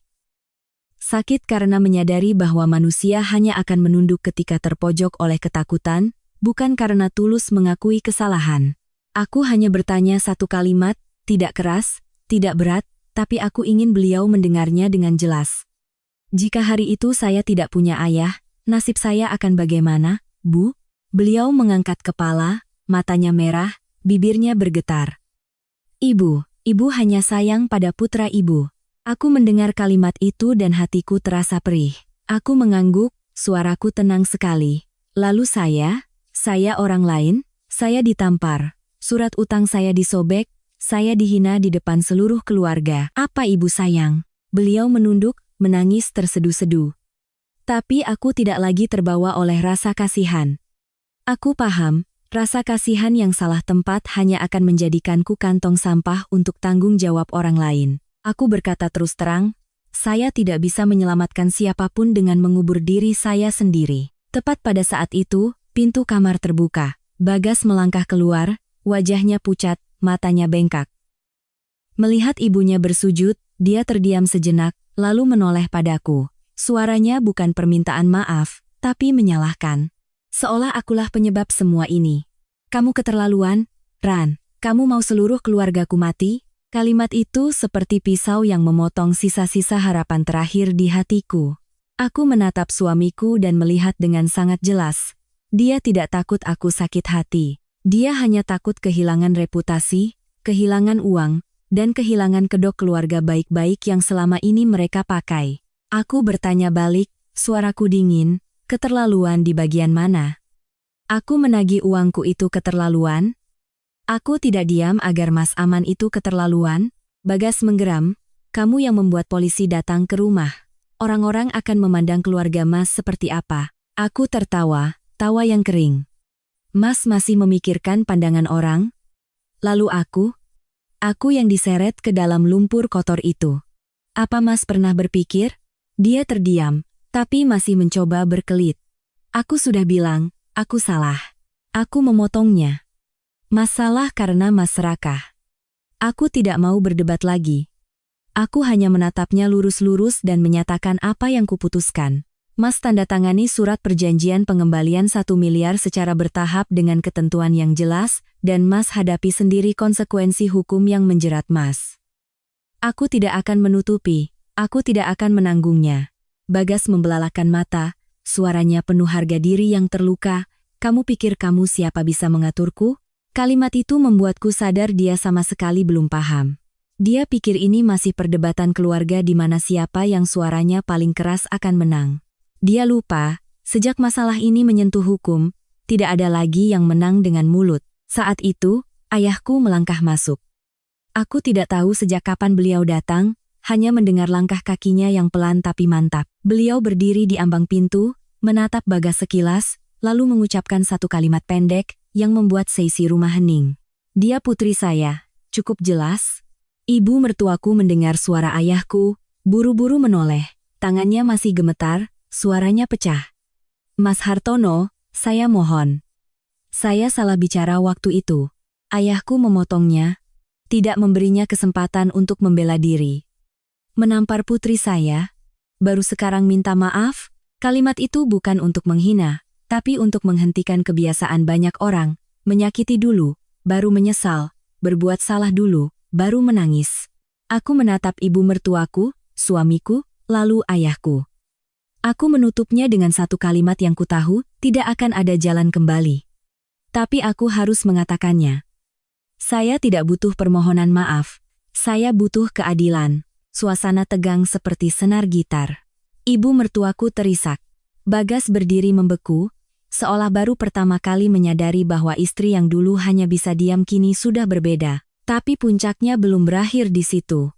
Siang harinya, Rizky dipanggil lagi untuk memberikan keterangan tambahan.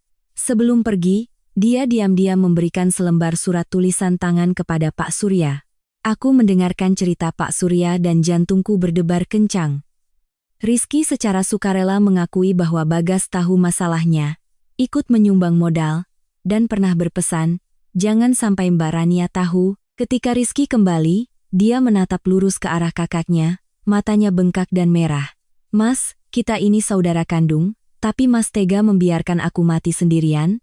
Mas menyuruhku diam agar Mas bersih. Mas ini masih manusia? Bagas membeku, wajahnya pucat pasi, bibirnya bergerak-gerak tapi tidak ada suara yang keluar. Aku melihat pemandangan itu dan hatiku terasa sesak. Rasa sakit terbesarku saat itu bukanlah tamparan ibu mertuaku atau hinaan mereka. Rasa sakit terbesarku adalah melihat pria yang pernah kupercaya, ternyata bisa begitu pengecut dan serakah sampai tega membiarkan adiknya menanggung semua, membiarkan istrinya difitnah, demi menyelamatkan dirinya sendiri. Aku berdiri di rumahku sendiri, melihat ibu mertua bersujud, suami terbongkar kedoknya, dan adik ipar menangis. Dan aku mengerti satu hal dengan sangat jelas. Retakan ini tidak terjadi dalam satu malam. Retakan ini sudah ada sejak lama, hanya saja aku terus mencoba menambalnya dengan kata sabar. Dan hari ini, kata sabar itu akhirnya tidak mampu lagi menutupi kebenaran. Setelah kalimat saya butuh keadilan, aku tidak ingin berdebat lagi. Aku sudah paham, perdebatan hanya akan memberi mereka alasan untuk menyebutku kurang ajar. Sementara kebenaran akan terus diputarbalikkan demi keuntungan mereka. Aku masuk ke kamar, mengunci semua kelemahanku, dan mulai melakukan hal yang paling jelas, memisahkan keuangan, memisahkan hubungan, dan menutup semua pintu risiko. Aku tidak melabrak, tidak mengamuk, tidak mengadu ke sanak saudara. Aku hanya melakukan hal-hal yang jika kelak aku berdiri di hadapan siapapun, aku bisa melakukannya dengan kepala tegak. Aku bertindak sesuai hukum. Keesokan paginya, aku mengundang pengacara ke rumah. Aku sengaja bertemu di ruang tamu, di tengah-tengah keluarga mertua. Tidak sembunyi-sembunyi. Aku ingin semuanya terbuka agar tidak ada yang bisa menuduhku bermain kotor di belakang. Pengacara membawa dokumen dan menjelaskan dengan singkat. Utang 1 miliar adalah utang pribadi antara aku dan Rizky. Ada bukti transfer, surat perjanjian, dan pesan singkat. Fakta bahwa surat aslinya dirobek tidak menghilangkan kewajiban, karena salinannya masih ada, bukti digital masih ada, dan transaksi bisa dilacak. Aku menatap suamiku dan berkata terus terang. Mas tandatangani berita acara ini. Akui bahwa Mas menyaksikan pinjaman ini, dan akui ini adalah utang pribadi Rizky, bukan uang keluarga seperti kata ibumu. Bagas pucat pasi. Dia hendak membantah, tapi pengacara sudah meletakkan setumpuk dokumen di depannya. Mutasi rekening, rekaman suara, berita acara pemeriksaan, riwayat transfer, semuanya jelas. Jika dia tidak menandatangani, dia tidak hanya mengkhianatiku lagi, tapi juga menempatkan dirinya dalam posisi sulit saat pihak berwenang melacak aliran dana. Ibu mertuaku duduk di sampingnya, wajahnya masam. Beliau menggeram, jadi menantu berani-beraninya bawa pengacara ke rumah. Hebat sekali kamu. Aku menatapnya, tidak tersenyum, tidak marah. Aku hanya menjawab satu kalimat. Saya tidak hebat, Bu. Saya hanya tidak mau ditampar lagi.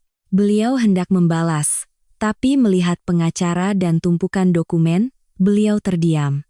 Bagas, dengan tangan gemetar, memegang pulpen. Dia menatapku, mencoba menggunakan nada lembut untuk menarikku kembali ke lingkaran lama.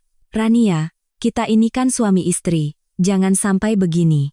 Aku menatap lurus ke matanya, suaraku datar. Suami istri tidak menjadikan istrinya tameng. Mas sudah memilih jalan pintas, Mas harus bayar harganya sendiri. Aku tidak akan menanggungnya lagi. Kalimat itu seperti tamparan baginya. Dia menunduk dan menandatangani, goresannya acak-acakan. Selesai dengan urusan utang, aku langsung melakukan hal kedua. Menarik diri dari semua urusan di mana aku pernah membantu keluarga mertua.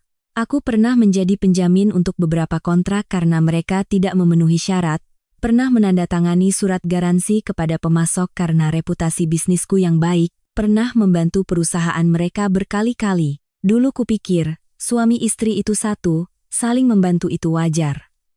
Sekarang aku baru sadar, jika kita terlalu banyak membantu, orang akan menganggapnya sebagai kewajiban. Ketika kita berhenti, mereka akan menyebut kita kejam. Aku meletakkan daftar hal-hal yang harus dihentikan, menjelaskan setiap poin. Berhenti menjadi penjamin, berhenti menandatangani, berhenti memberikan garansi. Memisahkan sepenuhnya semua tanggung jawab hukum dari perusahaan keluarga mertua. Pengacara menjelaskan prosedurnya. Bagas mendengarkan dengan wajah yang semakin pucat. Karena dia tahu, jika aku menarik diri, perusahaan mereka akan langsung bermasalah dengan para mitra yang selama ini percaya pada tanda tangan dan reputasiku. Ibu mertuaku berteriak, suaranya melengking seolah mencoba merebut kembali kuasanya. Jadi menantu kejam sekali. Kamu mau menghancurkan keluarga saya? Hah, aku menatapnya, dengan tenang membalas dengan kalimat yang pernah beliau lontarkan padaku, tanpa kurang, tanpa lebih. Saya hanya belajar dari ibu. Ibu pernah bilang, keluarga ini tidak memelihara ular di dalam rumah.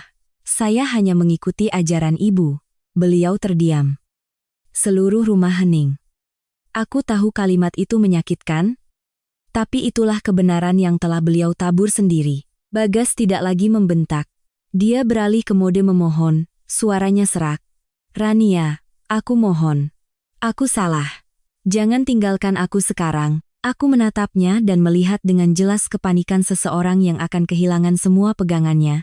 Tapi aku tidak lagi luluh. Aku bertanya balik dengan sangat pelan, waktu aku ditampar, apa Mas memohon pada siapapun untukku? Waktu aku dituduh memfitnah, apa Mas memohon pada siapapun untuk percaya padaku? Dia membeku. Aku menutupnya. Mas memohon padaku sekarang bukan karena Mas sayang padaku. Mas memohon karena takut kehilangan aku seperti kehilangan pelampung. Ayahku tidak banyak bicara. Beliau hanya menyerahkan sebuah map tebal kepada pengacara, berisi semua bukti yang relevan. Ayahku berkata dengan suara berat. Saya tidak melakukan hal kotor. Saya hanya mengembalikan kebenaran. Mendengar itu, hatiku tiba-tiba terasa kuat. Aku sadar, ayah selalu memilih jalan yang lebih sulit untuk hidup bersih. Dan hari ini, beliau sedang mengajariku hal yang sama. Sore harinya, Rizky meminta bertemu denganku secara pribadi. Dia tidak berani bertemu di rumah. Aku menemuinya di sebuah kedai kecil. Rizky tampak sangat kurus, matanya cekung. Dia menatapku lama, lalu mengucapkan kalimat yang membuatku tertegun. Mbak, dulu aku kira Mbak itu baik, jadi aku berani nekat. Ternyata, Mbak justru orang yang paling berani hidup lurus. Aku tidak merasa puas, aku hanya merasa sedih. Sedih karena orang sering salah mengartikan baik dengan lemah, sabar dengan bodoh. Dan ketika orang baik berdiri tegak, mereka malah disebut jahat. Aku berkata singkat pada Rizky, kamu harus membayar harganya. Tapi Mbak tidak akan mendorongmu ke lumpur. Mbak hanya berhenti agar kamu bisa berjalan sendiri. Rizky menunduk, air matanya jatuh. Aku berdiri dan pulang. Dan pukulan terakhir, kulakukan dalam diam. Aku mengajukan gugatan cerai. Aku tidak mengeluh, tidak bercerita panjang lebar, tidak menulis kalimat-kalimat menyakitkan. Aku hanya menuliskan alasan yang benar, bukti yang benar, sesuai dengan apa yang terjadi. Aku tahu ada hal-hal yang tidak bisa diselamatkan dengan air mata, hanya bisa dipotong dengan keputusan. Ketika Bagas tahu, dia berteriak seperti orang putus asa. Kamu benar-benar mau membunuhku, Ran? Aku menatapnya, suaraku lelah tapi mantap. Aku tidak membunuh siapapun. Aku hanya berhenti menyelamatkanmu. Dia berdiri membeku, seolah baru pertama kali menyadari bahwa istri sabar yang dikenalnya selama ini sudah tidak ada lagi. Malam itu, aku membawa tasku keluar dari rumah mertua. Tidak ada makian, tidak ada tamparan, tidak ada yang bisa menahanku lagi. Aku melangkah melewati gerbang, menarik napas dalam-dalam. Untuk pertama kalinya setelah bertahun-tahun, aku merasa bisa bernapas lega.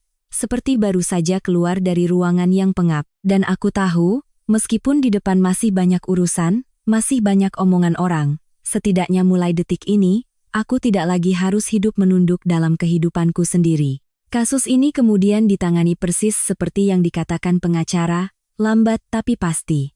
Kelompok yang datang ke rumah mertuaku malam itu ditangkap dan diadili. Pemimpinnya ditahan dengan bukti yang cukup atas tindakan pemerasan, pengedaran barang ilegal, dan pengancaman. Semua rekaman, bukti transfer, dan keterlibatan Rizky sebagai perantara terbukti dengan jelas. Tidak ada penyelesaian ala preman. Semuanya berjalan sesuai jalur yang seharusnya, hukum. Rizky mendapat keringanan hukuman karena kerjasamanya, tapi tidak bebas sepenuhnya. Dia tetap harus bertanggung jawab atas perbuatannya. Hari di mana dia berdiri di hadapanku, dengan tangan gemetar menandatangani surat perjanjian cicilan utang 1 miliar, aku tidak merasa menang. Aku hanya melihat seorang pemuda yang salah jalan, dan harga yang harus dibayarnya bukan hanya uang. Aku menerima uangku kembali secara bertahap. Sebagian dari hasil penjualan mobil baru yang dibelinya, sebagian dari perjanjian pembayaran yang mengikat secara hukum. Aku tidak menekan atau meminta denda apapun. Aku hanya mengambil kembali apa yang memang milikku. Ibu mertuaku meneleponku beberapa kali. Suaranya tidak lagi melengking. Pernah sekali beliau berkata di telepon, suaranya tercekat, "Ibu minta maaf." Aku diam sejenak, lalu menjawab dengan sangat pelan, "Permintaan maaf tidak bisa menghapus bekas tamparan, Bu. Tapi semoga itu bisa membantu Ibu untuk tidak mengulanginya lagi." Di seberang telepon hening lama. Aku tidak tahu apakah beliau benar-benar paham. Tapi aku tahu aku sudah mengatakannya dengan sisa ketenanganku. Bagas mencoba untuk kembali. Dia menemuiku, mengatakan ingin memulai dari awal, mengatakan dia sudah sadar akan kesalahannya. Lalu dia mengucapkan satu kalimat yang membuatku sadar sepenuhnya, tanpa ragu sedikitpun. "Aku memang salah karena serakah, tapi kamu juga terlalu sabar, makanya aku berani." Aku menatapnya lama. Kalimat itu bukan permintaan maaf. Itu adalah cara untuk membagi kesalahannya padaku. Aku mengangguk. Bukan karena setuju, tapi karena aku sudah cukup paham. Benar, aku sabar. Dan mulai hari ini, kesabaranku sudah habis. Dia berdiri di sana, tidak bisa berkata apa-apa lagi. Ada pernikahan yang hancur bukan karena cinta yang hilang, tapi karena satu pihak tidak lagi menghargai pihak lain. Setelah semua urusan selesai, aku pergi ke bengkel mebel ayah. Beliau sedang memotong papan kayu, lengan bajunya tergulung, aroma kayu segar memenuhi udara. Beliau memberiku secangkir teh hangat, menatapku, lalu berkata perlahan, "Kamu hebat, Nak." Aku tersenyum, menggeleng. "Rania tidak menang apa-apa, Yah." Ayah ikut menggeleng, suaranya berat. "Bukan karena kamu menang, tapi karena kamu tidak menjadi kotor." Mendengar itu, aku tiba-tiba merasa sangat lega. Selama ini, yang paling kutakutkan bukanlah kehilangan uang, tapi terseret ke dalam lumpur. Aku menatap ayah, dan untuk pertama kalinya aku benar-benar mengerti arti dari keputusannya untuk pensiun dari dunia kelam. Bukan karena beliau menjadi lemah atau takut, tapi karena beliau memilih jalan hidup yang lebih sulit, hidup normal, hidup bersih, menerima proses yang lambat, tapi tidak ternoda. Dan saat dibutuhkan, beliau tetap bisa berdiri tegak melindungi putrinya, tapi dengan hukum, bukan dengan kepalan tangan. Aku tiba-tiba sadar, kekuatan sejati bukanlah kemampuan untuk membuat orang lain takut. Kekuatan sejati adalah keteguhan untuk tidak melakukan hal yang salah, meskipun ada kesempatan. Ada yang bertanya padaku, "Apa kamu tidak menyesal keluarga hancur karena 1 miliar?" Aku berpikir lama sebelum bisa menjawab. Keluarga ini hancur bukan karena 1 miliar. Keluarga ini hancur karena sikap meremehkan yang sudah menumpuk terlalu lama. Karena mereka pikir, jika aku baik, aku bisa ditekan. Jika aku sabar, aku bisa diinjak.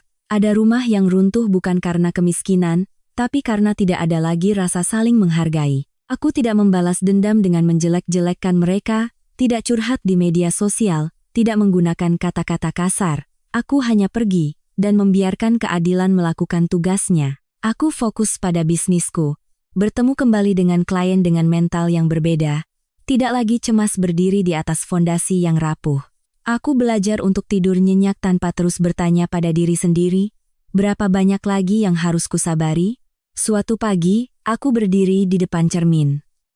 Sinar matahari masuk melalui jendela, menampakkan bekas samar di pipiku, di tempat aku pernah ditampar.